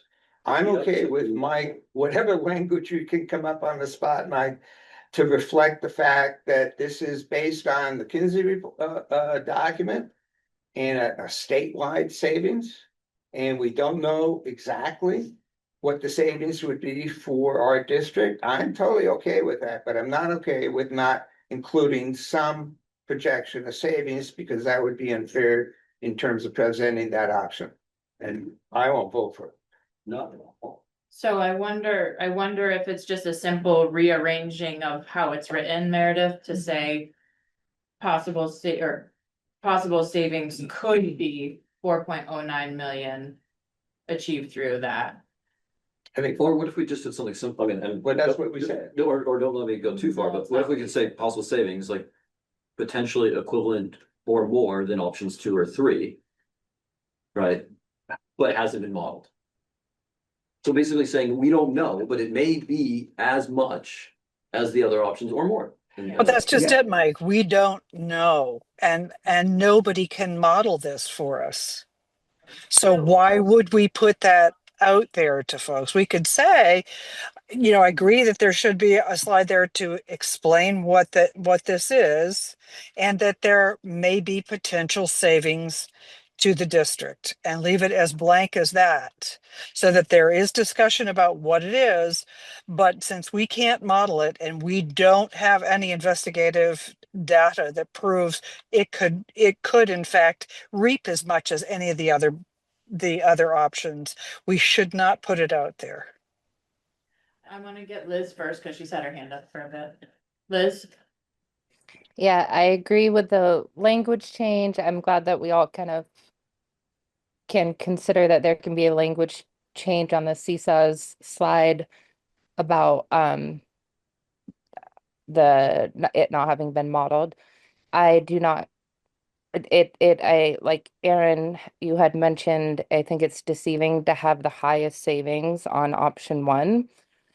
I don't think that this savings number belongs there, or, because it would also be the 2.9 million plus that 4 million on the other ones. I don't think it should be on any of the slides included in the savings, and the savings that would belong there would be, like we did on the other ones, potential cost savings. Is there a motion on the Because, table? because we were going to talk Yes, there about is. the savings from staff To approve on the other slides. Hold on. Right, and I think Meredith, had we talked about savings from staff being specific into areas of staff on the slides? Like Yeah, what would so we be broke it out admin? by professional staff, support staff, and administrators, which, yeah. So, So if yeah. we did the same thing on option one of how we would come to savings there, we have had that modeled. And then the seesaws information would be on its own slide, including Okay. the potential savings. So it sounds like if we leave it as is, there will be people voting no. And if we take it out, we have people voting no. It sounds like we're all aligned to leave the information on the CISAs on its own slide, which right now is slide 7. And what we've come down to is on slide 10, option 1 pros. Do we leave in the $4.09 million potential savings through CISAs, or do we take it out? So So Aaron, we have, yeah? like, we have Barb and then we have Melissa who have thoughts. Okay. So I wonder, how do we feel about leaving some statement saying this could or will be explored, depending on what we decide tonight by the board? Like the whole possibility of the whole CISA cost saving, like just figuring out how that could happen. I think that's probably what Patrick was alluding to, because we need to figure out in conjunction with the next budget. We're gonna need that information. And in conjunction with other districts. That's part of the challenge here. There's a control piece, right? So this board, our community, has authority to make certain decisions for some of the options. Our community alone cannot choose to engage in a cooperative services agreement like this. There has to be agreement to do that. And there'd have to be specific agreement about in what ways are we doing that to be able to calculate what might the savings be if we did it in that way. So we'd have to figure out how do we even get to the point where we're positioned to do the analysis to calculate potential savings. Like that would take some coordination across multiple districts. So my- Melissa, sorry, Melissa was. Thank you. Yeah. So, 14% of 29 million is 4.06. So we're gonna leave the number in. I'd like it to be correct. Second, what about something to the effect of potential savings shown are based on external estimates and have not been modeled or analyzed for applicability to MAUSD? Slow down, hold on, say it again. Well, I would slow down and some of that, write it. But I would just add to Yeah, that, to it. and this feels key, right? I think the way it exists right now in the presentation suggests that this regional services savings could only be achieved in the scenario where we keep the current school structure. Because it says only on that example, on that option, that those savings could be generated. To a point somebody made earlier, we could have a regional services agreement that saves money with fewer schools as well. So I think it's misleading to only have it connected to one option instead of all options. I think it's also important to have something that clarifies that this is beholden to some kind of agreement with other districts. The other options are internal. We can make those decisions internally. This has to bring somebody else to the table to agree to whatever this is. And it's spectacular. And terrifying to link my name to a $4 million savings that has never been modeled by anybody. Well, when you guys explain it like that, it makes me think that I agree with Kathy, that we shouldn't even have a slide in there because during the reconfiguration meetings we've been having since August, this is the first time I'm seeing like this acronym in this presentation. So why even include it? You know, I've actually, Justin, we've been talking about this since June, the, and I the mean, I don't have much inquiry has faith in never our been government. met. I don't have much faith in our government right now because the task force fell on their face. So why even include anything that might, Okay, that might even remotely concern Montpelier That's right. when they failed at their job? Why not focus on what we can do as a community? I hear you. I totally hear you. I think the solution to this, I think having, Wait 1 second, Yeah, I think Herb was gonna finish a thought. What I was just gonna say, I totally hear you, Justin. I mean, I really do. I'm just. And if the board doesn't want to include this, the board's gonna vote against it. Melissa, I'm totally fine with your clarification. I think that's an accurate clarification. But if the board doesn't want to go, fine, I think the decks are being stacked against a particular option. And I'm not gonna approve it, but the boards will be done. So But I totally appreciate you, Justin. It's a total mess. why wouldn't we consider including it as an option after all three options? Because it could apply to any of it. Take the dollar out because we haven't modeled it to us, but we could do this in any option. But nobody on the board and administration has even considered this. So now you're gonna say it's a possibility for these two options? That's odd. Are you saying it shouldn't be a possibility for any option? No, I'm saying that it's just very odd that folks all of a sudden wanna take interest in the shared savings possibility at this point in time, 6 months after we've been That's talking unfair, about Herb. this. We have looked at a number of ways to share expenses across districts. Can I ask for a friendly amendment to the motion? To incorporate what Melissa said in terms of a caveat to the 4.9, and then, I'm okay with a vote. So I think what I'm hearing is that we're okay leaving the information on slide 7 with the 4.06 as potential savings. What I think I'm also hearing though is that putting that solely into option 1 without it being an additional consideration for the other 2 options feels problematic. So it could be a blanket thing we look at and it doesn't negate any other savings through any other options. What No, I heard, No, I think, Yeah. Aaron, what we were saying is that we didn't want to put a dollar value in there because we don't have a dollar value to present. I hear that, but I hear that it feels important to have some sort of representation of possibility. What would carry through though, instead of having it just listed on option 1, is that we say the financial impact if we looked at a CISA in terms of all our options, is that is a potential other savings bucket. So it would not just apply to option 1, but all the options. Or that it would or that it would be on its own slide, need to work with other districts, that language. In that option 1, in order to obtain savings, it would say the staffing reductions required to do so and the staffing areas from which they would come. That just like on the other 2. Does that make sense? Because I think we do have that modeled. It doesn't make sense to me, but I understand where the board's going. I would like to have the motion amended to reflect, if the motion is going to be voted on, which I think is pending. Yep. And I would like it to reflect what I would consider a friendly amendment of what Melissa suggested as, you know, an accurate caveat on the number. Sure, I'm just not sure that's the only friendly amendment. I guess is what I'm getting at.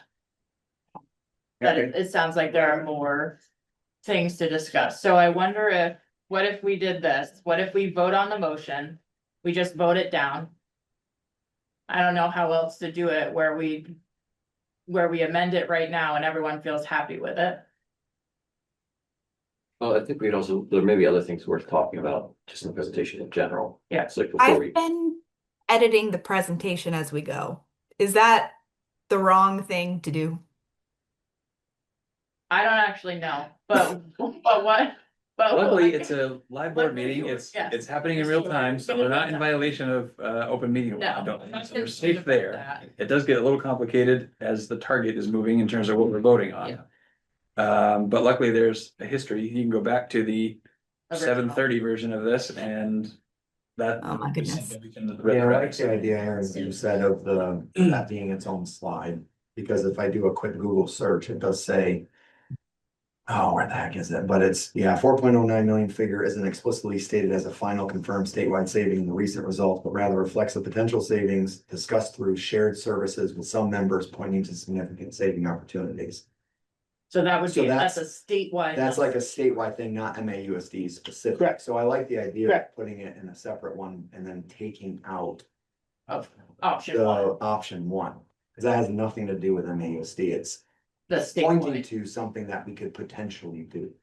Do you see, I'm wondering if there's value, because there are a few different points that there's some debate around. I'm wondering about like thumbs on each of the Yes. points. I would love thumbs. Sort of, Thank you. then you sort of have a package that you can then act on. But you kind of build it together along the way, point by point. So I would love thumbs number 1 on slide 7. Do we want to include information on the CISAs? So all of slide 7, do we want that information in the presentation? I would love thumbs on that. I think so. Can we cite the Amend- website? With amendment. I guess I was thinking your question was, do we want to mention anything at all about CISAs? Yes. And I can share my screen if everybody wants to see what I'm seeing to make it easier. Would that be helpful?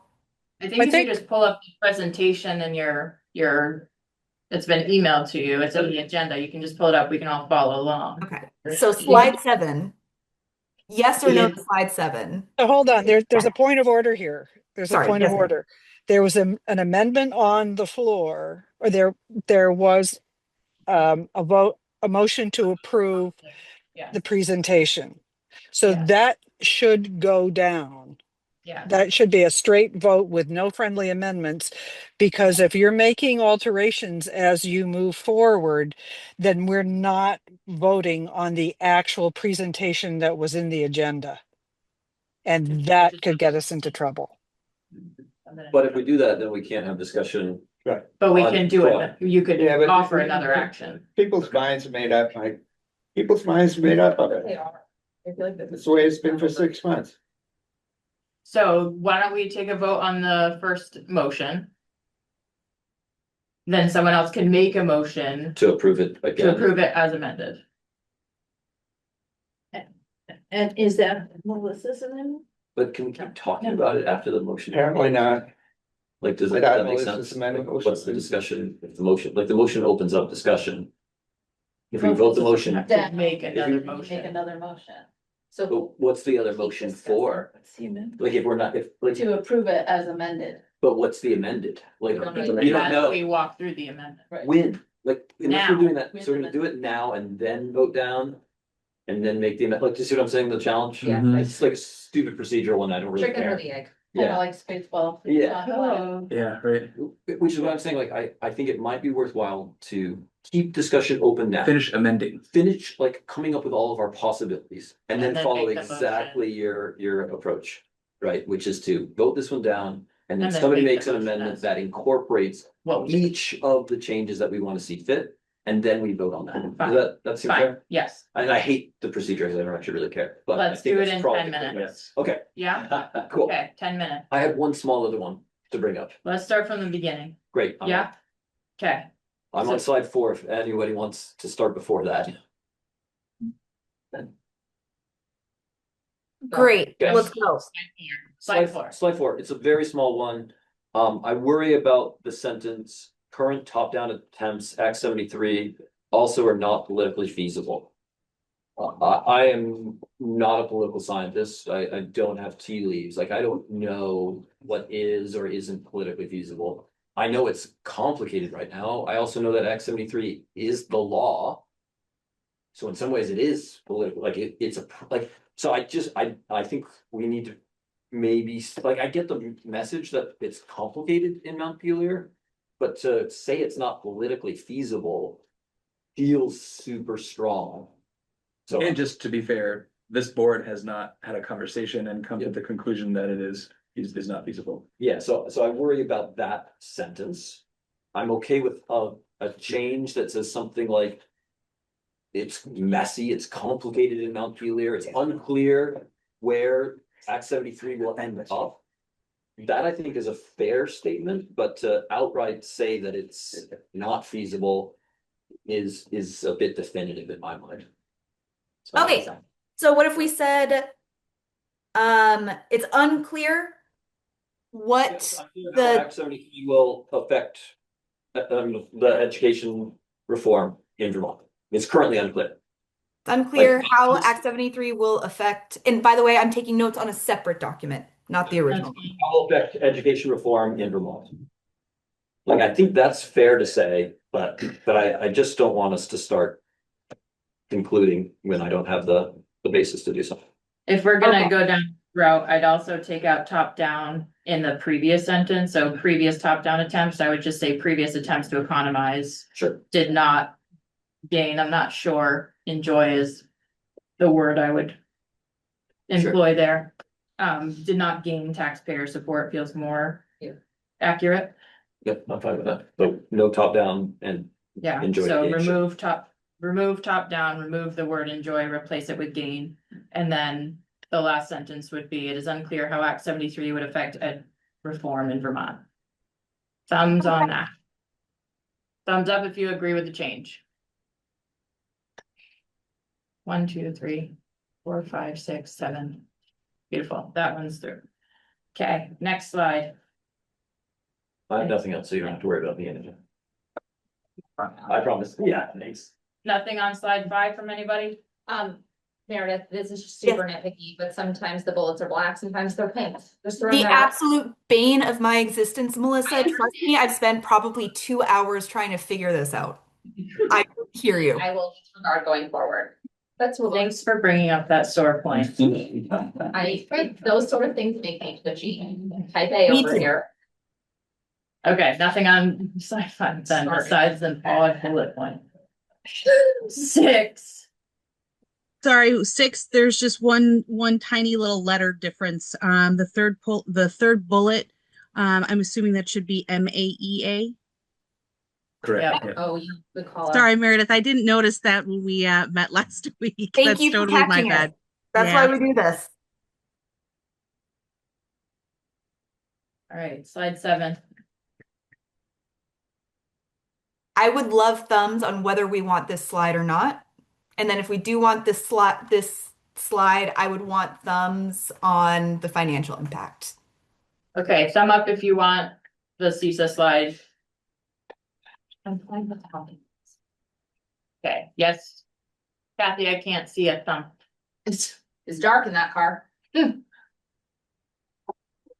can't see a thumb. Yes, there's a thumb. Okay, I see it now. Thank you. Yeah. All right, so we're mostly thumbs up. Okay, let's talk about what's on the slide. So I think the only bullet point where we're struggling with is the one where it's assuming for just MAUSD budget that it's a 4.06 annual savings. I think what I heard before was that that's a statewide projection. So if we say it's something to that effect of that's a statewide projection, not MAUSD specific. Were you able to put a link in there as well, like a reference to an article? What do people feel about, Yeah, I like that. so a nod to it being a statewide projection? Can you reread the bullet point as amended? I don't have it yet. I'm working on it. Okay. Thank you. And for what it's worth, as you're considering whether or not to include figures there, I'm not sure where the $29 million MAUSD budget assumption comes from. We haven't had that in probably 8 years, so. I think that's the ed, Yeah, yeah, Ed the spending ed spend. specifically, okay. So making that specific too. So. Assuming the statewide projection of 4.06 million. Okay, I just really believe we're gonna paint ourselves into a corner with this because people are gonna say, well, how come we're not making that much? It's nothing that's proven, it's nothing that's modeled for this district. Can we get Yeah, thumbs, but Aaron, on whether we want an exact dollar figure tied to the financial impact of CISA savings? sure. Thumbs up if you do want an exact number tied to the CISA savings. With it being clarified that it's a statewide projection, is that what you meant? I guess just in general at the moment, do you want a Oh. number tied to it? So not reflecting No. what you were proposing. Think so. I think just in general, right, Okay. Meredith? Yeah, like, do we want to put a number saying we could save this much if we adopted a CISA? So the 14%, sorry, Justin, Yeah. you said you found that when you did a quick Google and that was, so I feel like leaving the 14% is Yeah. out there, right? Makes So we're sense. good with that, like, so. We could take out in my opinion, the second bullet, and I bring back to the table. That statement that I said that just says potential savings, i.e. that 14% shown are based on external estimates and have not been modeled or analyzed for the applicability to MAUSD, because we haven't done that yet, like, I think that's a fair statement, because we're putting the slide in there because it's something we want to explore, but we haven't done it yet. Can you text me that exact language, please, Melissa? If I can. Actually, let's get it, yeah. And I have a question about the 14% that isn't clear in my mind that perhaps is to others, is the messaging from the task force that the savings is 14% on overall expenditures, i.e. ed fund, $2 billion, or say 14% on those services that are provided through the cooperative agency? So this is the report, Campaign for Vermont. It's not from the task force. Okay. And he did some modeling, Ben Kinsey.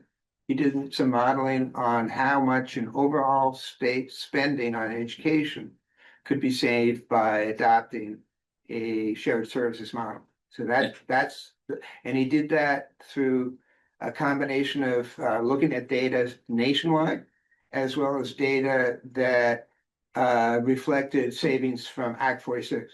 And he had a method of trying to, reconcile those things.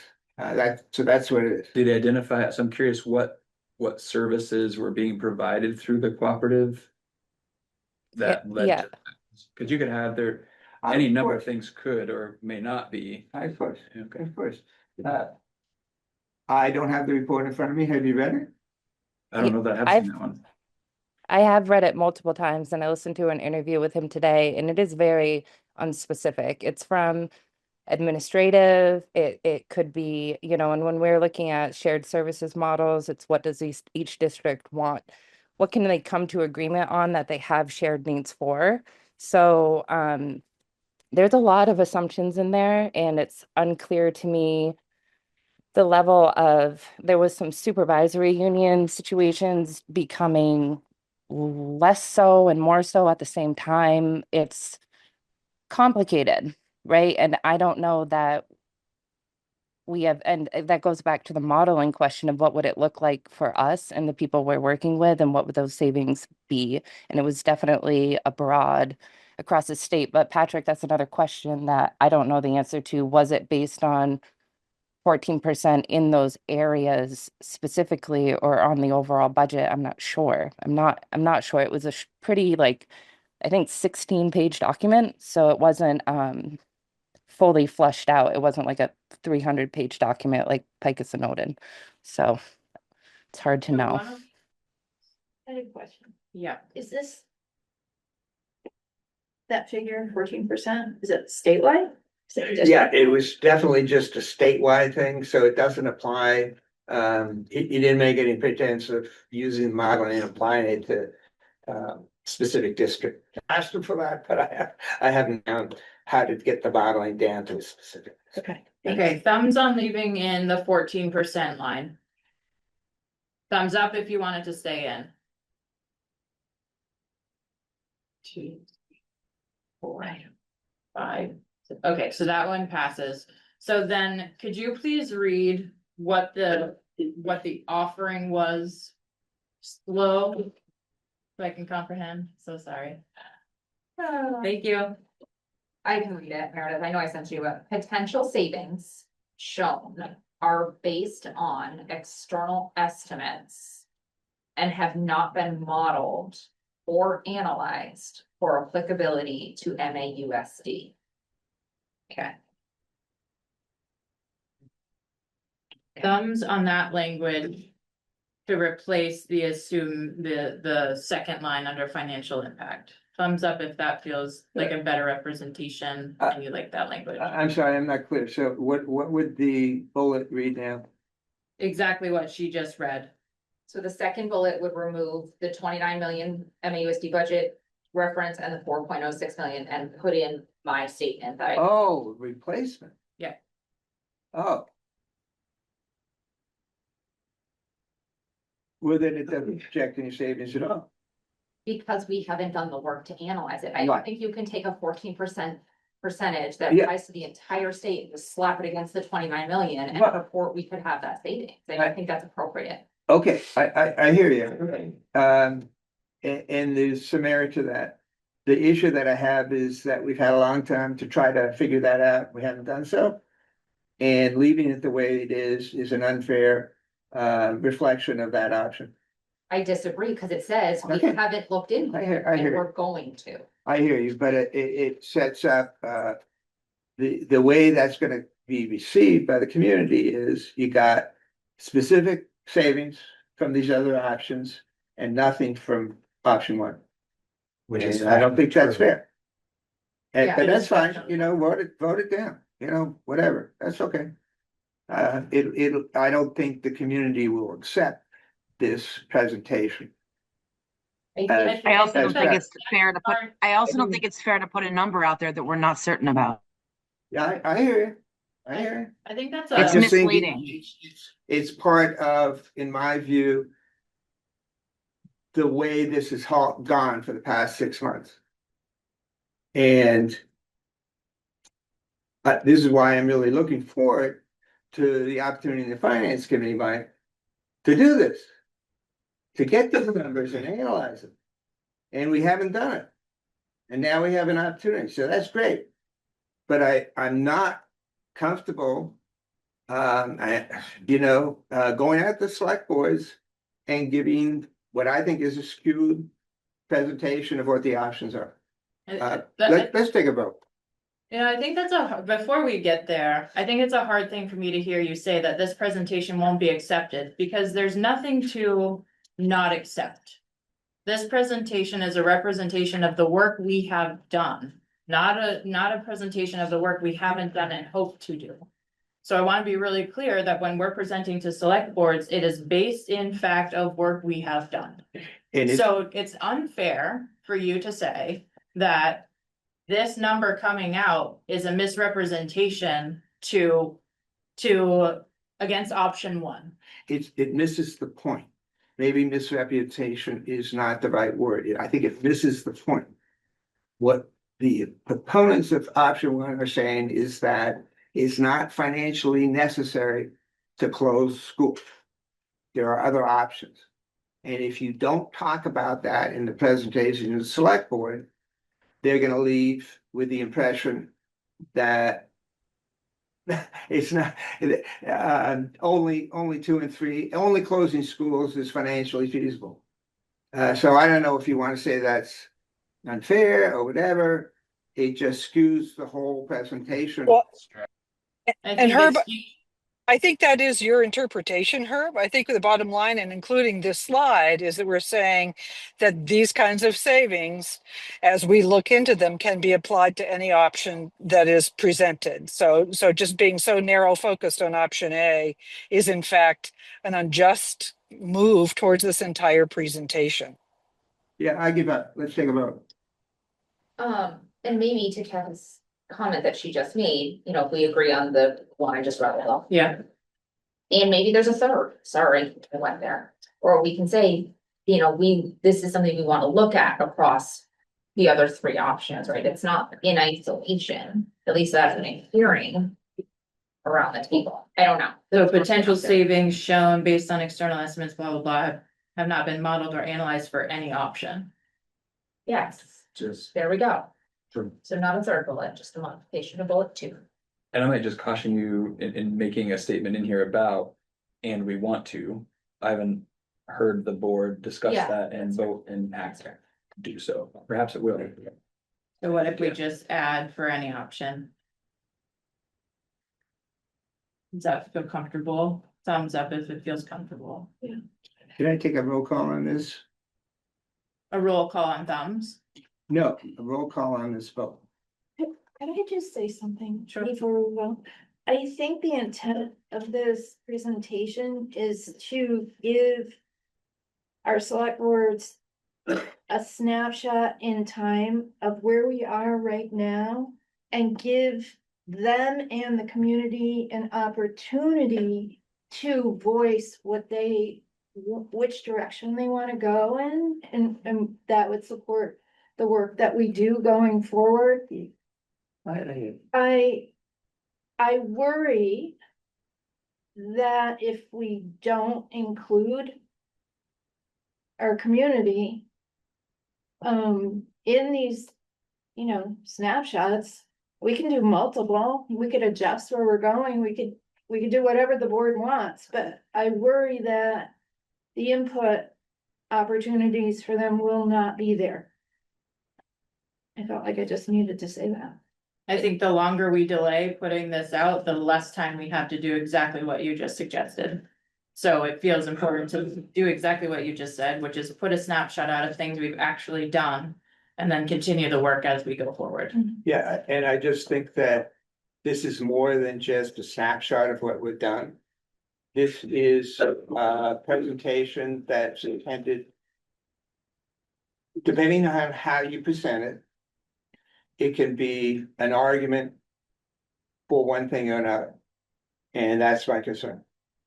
And that's why, you know, I'm not gonna support what I think was on the table. I'm not sure. And I'd like a roll call with names taken, please. That's And fine. We're not ready for a roll call yet because we haven't gone through all the slides. So why don't we keep moving and look at slide 10? Slide 10. And Right here. can we, could we thumbs on, we didn't thumbs on that, or maybe we did. But could we also, okay. And then could we thumbs on, because there is an opportunity to put in savings on option 1 coming from staffing.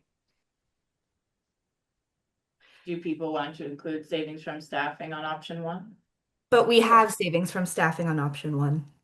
Then that's that. Okay, then we're So- good, Okay, right? sorry, You're Meredith. saying you call it out. We have, I think Okay. what she's saying, the second bullet says fewer teachers than staff way up. That was Oh. On 10, on 10, is that what yeah, you're saying? on 10, Liz, on slide 10. Sorry, I'm getting lost in it. I'm gonna take Meredith's Me word too. for it that it's there. No, Um, Liz, Yeah. that's a good point. I was just saying, the only savings that show up on option 1 are the savings that would come from the 14% from the cooperative agency. So that doesn't actually reflect any of the savings projected from the staffing, whereas in option 2, the savings they don't incorporate at all the CESA That's true. and include staffing reductions and some facilities savings too. That's So true. we have apples and oranges, I guess is what you say. So what the cost savings part, I guess, gets tricky when we have the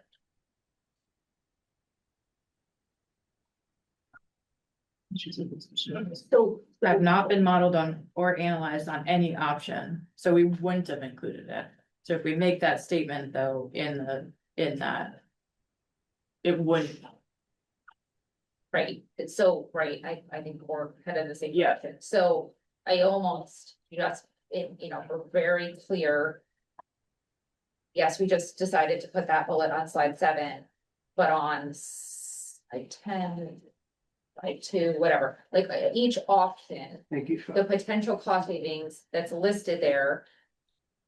Using option 2 as an example is what Yeah. we've calculated based Right. on our numbers that are known, right? And then I almost feel like we need a little asterisk that says.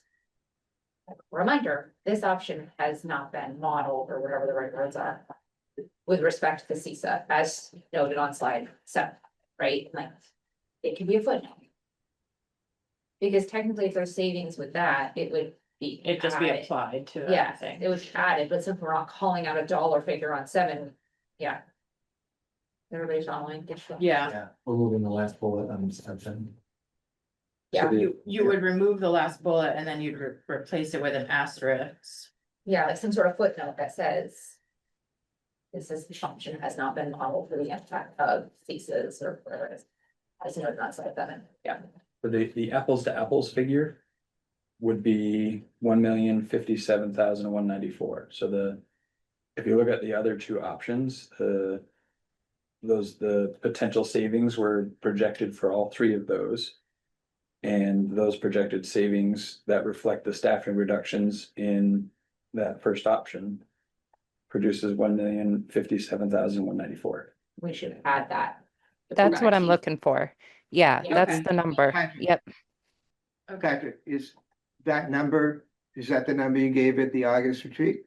Yeah, so that's the, Yeah, but we're not presenting that option number 1 as relying on those savings. So, I mean, you can put it in there and but in this slide currently, it says the staffing change would be a decrease of 8.65 FTE professional staff, 1 support staff.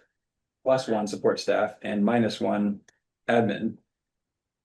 Which produces the 1,057,194. what slide are you referring to? Slide 10, What? slide 10. I don't have numbers on the side. Option 1 pros, That parallels the same structure that option 2 and option 3 currently Which one use. I'm talking about? So if you go into the Yeah. agenda, Yeah, I tried, it didn't come up. And then sort of in addition to that, do what you will Yeah, with the the footnote. CISA's. So that's interesting. I did not understand that the pros included that. Because frankly, I think that sufficient financial savings can be found other than reducing staff like that. Herb, Yeah, you, me, and Brad whatever. talked about this specifically. We added fewer teacher and staff layoffs than other options as a pro. Like that was, I think that was Brad's language. And Exactly. one slight clarification there, it's a reduction of 8.65 professional staff, that's accurate, it's an increase of 1 support staff. And a decrease of 1 admin. This suggests that that's a decrease of 1 support staff when it's actually. Thank you. so do people feel comfortable with putting the possible savings to match the other slide so that it's the 1,057,194 number? And then having a footnote below each option that says something about could potentially be more based on whatever other projected savings are from the CISA. Yeah. That follows the format for everyone else. Barb? Kristen, Slide did- 11 with the pink bullets. Option 1 cons.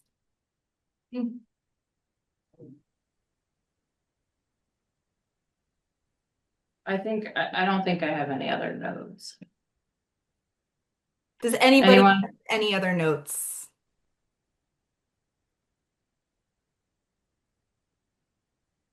Patrick, if you could verify the numbers for slides 14 and 17 for staff and teacher layoffs and just make sure that they're right. I would appreciate that. Yep. Okay, so procedurally now. We're gonna the goal is vote to down the this motion on the floor. And then you've got a list of all the things that would be changed Sure do. as the new motion. Yes. Okay, I love that. Ready? Oh, this is gonna be rough. That's, You might have to go to the tapes. If anybody can figure out how to make all the bullet points a dark gray, you will be my hero. Please email me and I will be grateful to you forever. I heard Mike Dash is really good with AI. yeah, Let's go. exactly. Would it Okay, be easier just to make an amendment to this one with all the changes? And then sort of voting it down and voting into action, or am I just being? I don't really care. We'll I just- don't care either. At this Stay the point. course, vote it Stay the down, course. make a new motion. Okay, yeah, Don't take the time. that's what I like. Okay, so the motion on the floor is to approve the CEC presentation as it was at the time we started the discussions. Okay? All those in favor of approving that presentation, please say aye. Are we having roll call or not? Sure.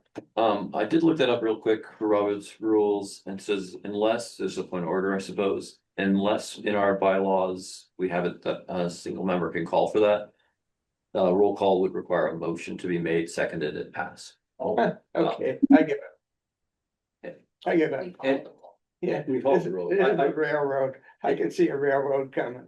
Okay, so So Yay. you can make a motion. I'll for make a motion. A roll call. It would need a I'll second. second it. I'll second. All those in favor of a roll call for this Oh, motion, please say aye. I'd like to, a moment of Oh, discussion. Yeah, moment of sorry. discussion, I'm, roll call is like everybody has to say like. their I name and voted what for they're this. voting for. Oh, And I am opposed to this. I'm opposed to this in principle. For not this vote, but for most all votes, unless there's uncertainty in terms of where the vote ended up. I think that the roll call vote Good Lord. serves to politicize what should be a cohesive board.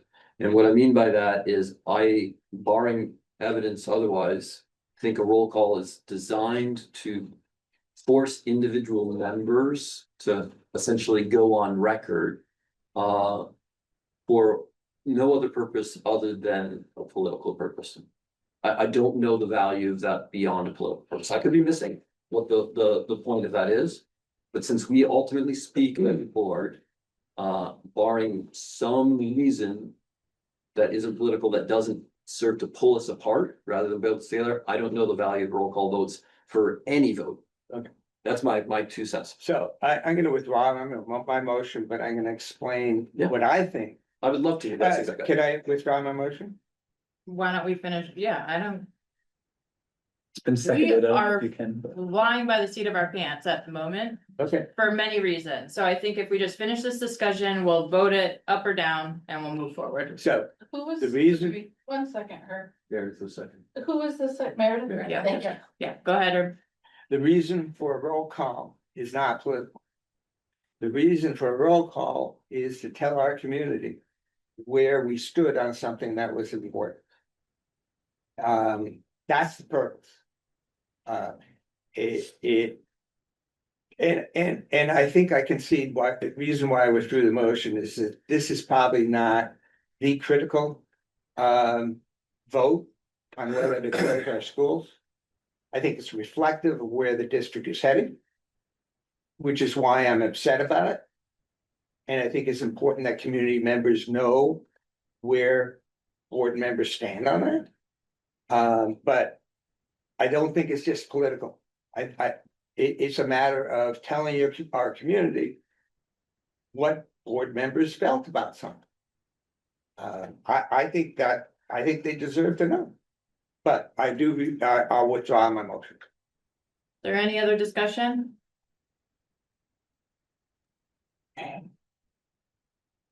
All those in favor of providing a roll call for this vote, please say aye. He was. No, we're walking through it. Okay. All those opposed? That's terrible service. All those Any abstentions? Okay, the motion does not pass. We are not gonna do a roll call. All those in favor of approving the community engagement committee presentation as it was presented before. Please say aye. As it was presented originally Correct. with the 4.09. Right. One in favor. All those opposed? Nay. Nay. Nay. Nay. Any abstentions?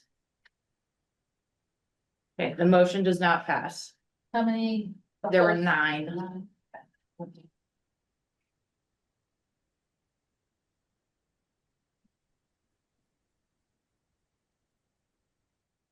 Or 10 if Kristen voted 10. 10. Okay, so then we need a new motion on the floor if we'd like to approve the presentation as amended. So moved. Second that. Melissa to approve the presentation as amended. And then Justin second. And then just to confirm, Meredith, your question, the figures you have in terms of the staffing reductions and the resulting savings all check out with presentations from prior. Thank you, Patrick. Appreciate you. And just to be clear, the amendments were made on slide 4 to remove language of top down. And to restate the last sentence about how it's unclear how Act 783 will affect education reform in Vermont. Slide 6, moving MTEA to MAEA. Slide 7, to keep the 14% under financial impact, and then to have wording about potential savings shown are based on external estimates and have not been modeled or analyzed for any option we have. Slide 10. Wait, and remove the second bullet. And remove the second bullet, yes. Under financial impact. Yep.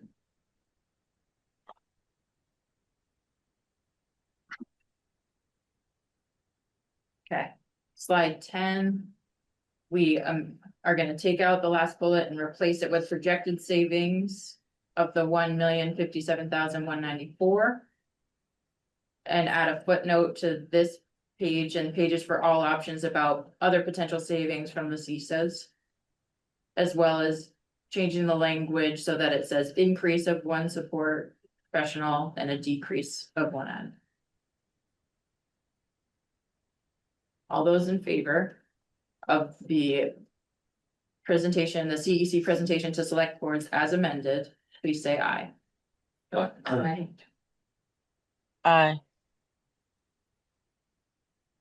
All those opposed? Nay. 1. Any abstentions? I'm abstaining. Kristen's abstaining. The motion passes. The last thing I had was a discussion about the ends policy, which I just re-shared with you all. Because the Policy and Governance Committee did not have the opportunity to discuss it at our last meeting, the only thing I've highlighted in here is there's one part where following the Essex Westford format, they had a statement about what they'd like to focus on or what they'd like their administration to focus on in terms of either academic outcomes or SEL outcomes. That would be the only place that doesn't feel clear. It feels clear that we keep the portrait of a learner profile pieces consistent so that we can match them across. It doesn't feel clear whether or not we'd like a focal point. I think just more direction for the Policy and Governance Committee about whether or not that part is needed or not. If it's better in the strategic plan, fine. I won't die on that hill, but I want to. Can I ask, what document are we discussing? The ends policy, which I emailed to you, which has been part of our agenda last time. Oh, so it would have been an agenda. I just re-emailed it to you as well, so you should have it in your email. To bring it up front. I thought I had linked it in the agenda.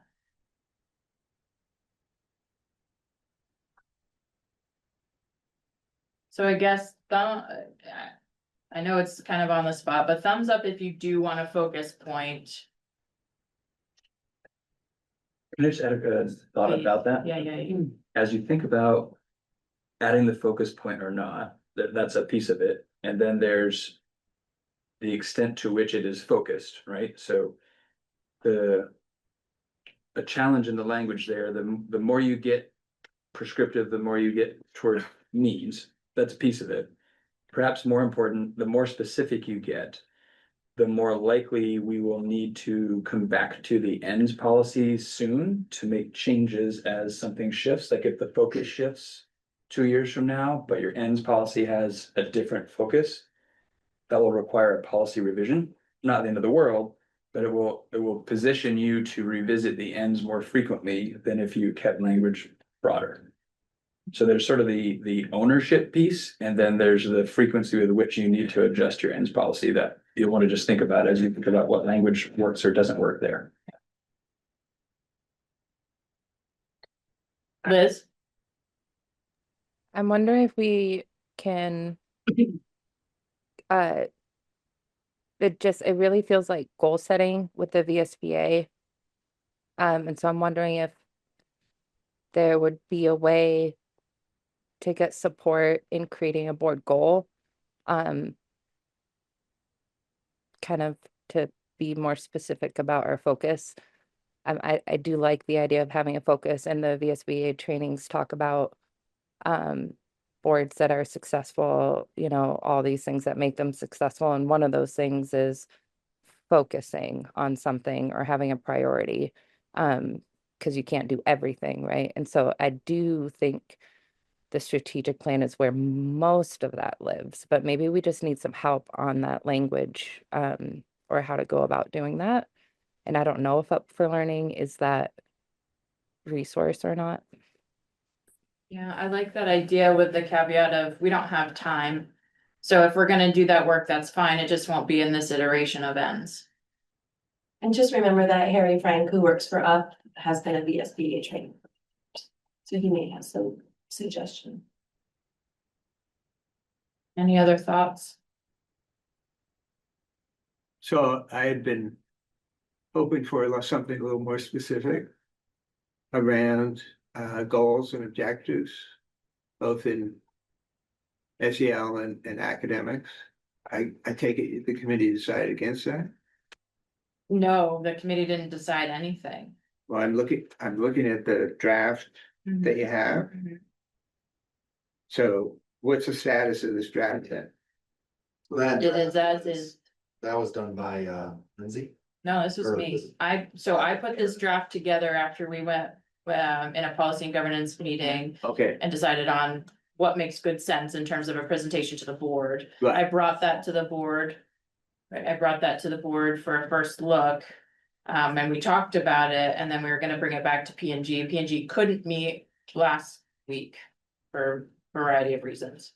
So I'm here today to just ask if there's any other ideas that we need to consider so we can bring it back to P&G and have a final copy to offer. Okay. And did the committee consider the sort of framework that the Essex Westford folks? This is exactly what I used when I created this. I would Doesn't just, look like it. Well, would it's just- not verbatim. I'm not gonna copy paste, Okay. but it is the same format. man, Yes, I would just say keep this as general as possible and keep it as in line as the direction the board wants to go in, so that you become more specific when or it will allow for change because the document's written for a period of time. Does that make sense? yes and no, but I think I'm following what you're saying, and that's Yeah. totally fine. This is the umbrella. Yep.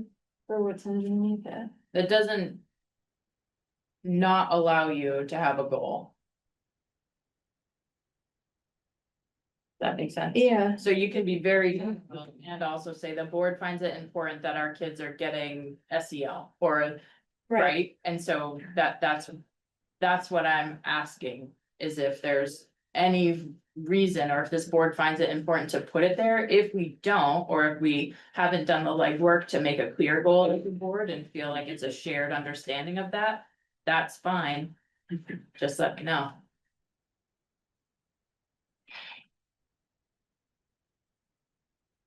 Thumbs, I guess I'll do it this way. Just put a thumb up if you'd like more time to create a comprehensive goal that is from the whole board that could go in an ends policy.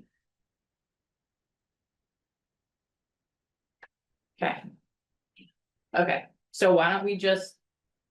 What I'll suggest at P&G is that we. Forego a focal point right now. So that we can get this ends policy out and start working on strategic planning. Yeah. And then we'll do some legwork. And if we have to amend this next year to put in that goal, that's what we do. Aaron, just a question. Yep. Wouldn't the goals be in the strategic plan? It's not that we don't have goals.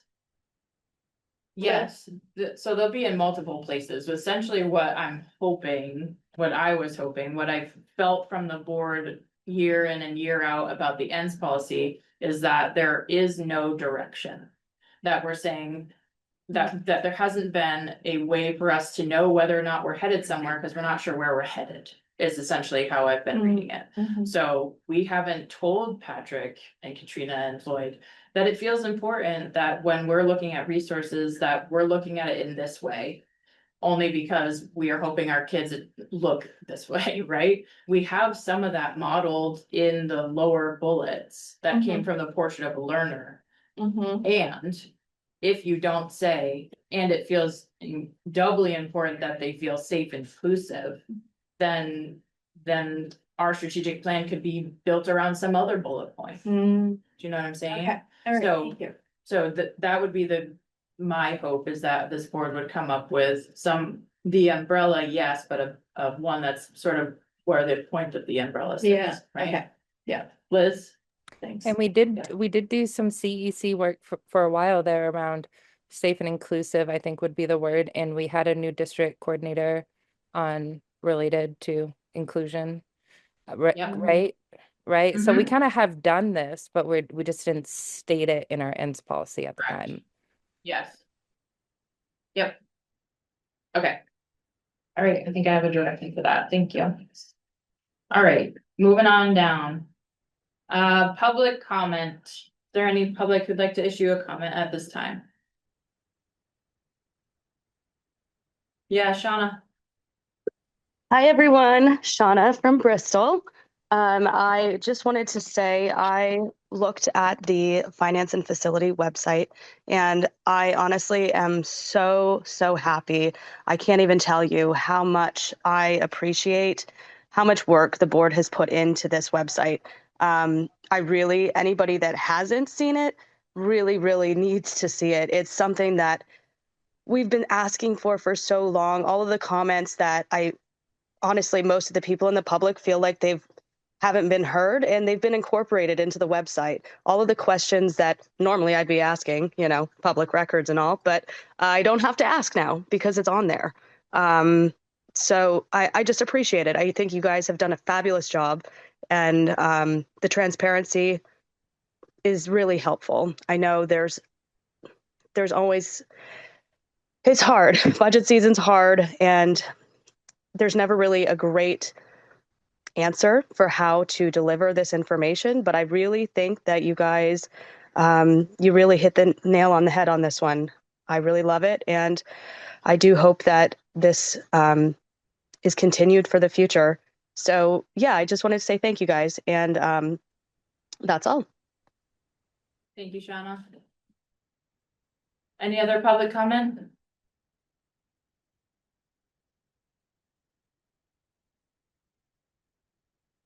Okay, seeing none, we do have an executive session scheduled. Should be brief. It's under T1 VSA 5313A3, which is the superintendent evaluation. And I get a motion to enter. So moved. I'm gonna do Justin first and Kathy second. We'll invite in Patrick. I haven't historically done it. Okay, we don't need Happy it. to if you want me to, but I haven't. Don't need them. Don't need them. Unless people feel like they'd like to invite Patrick in.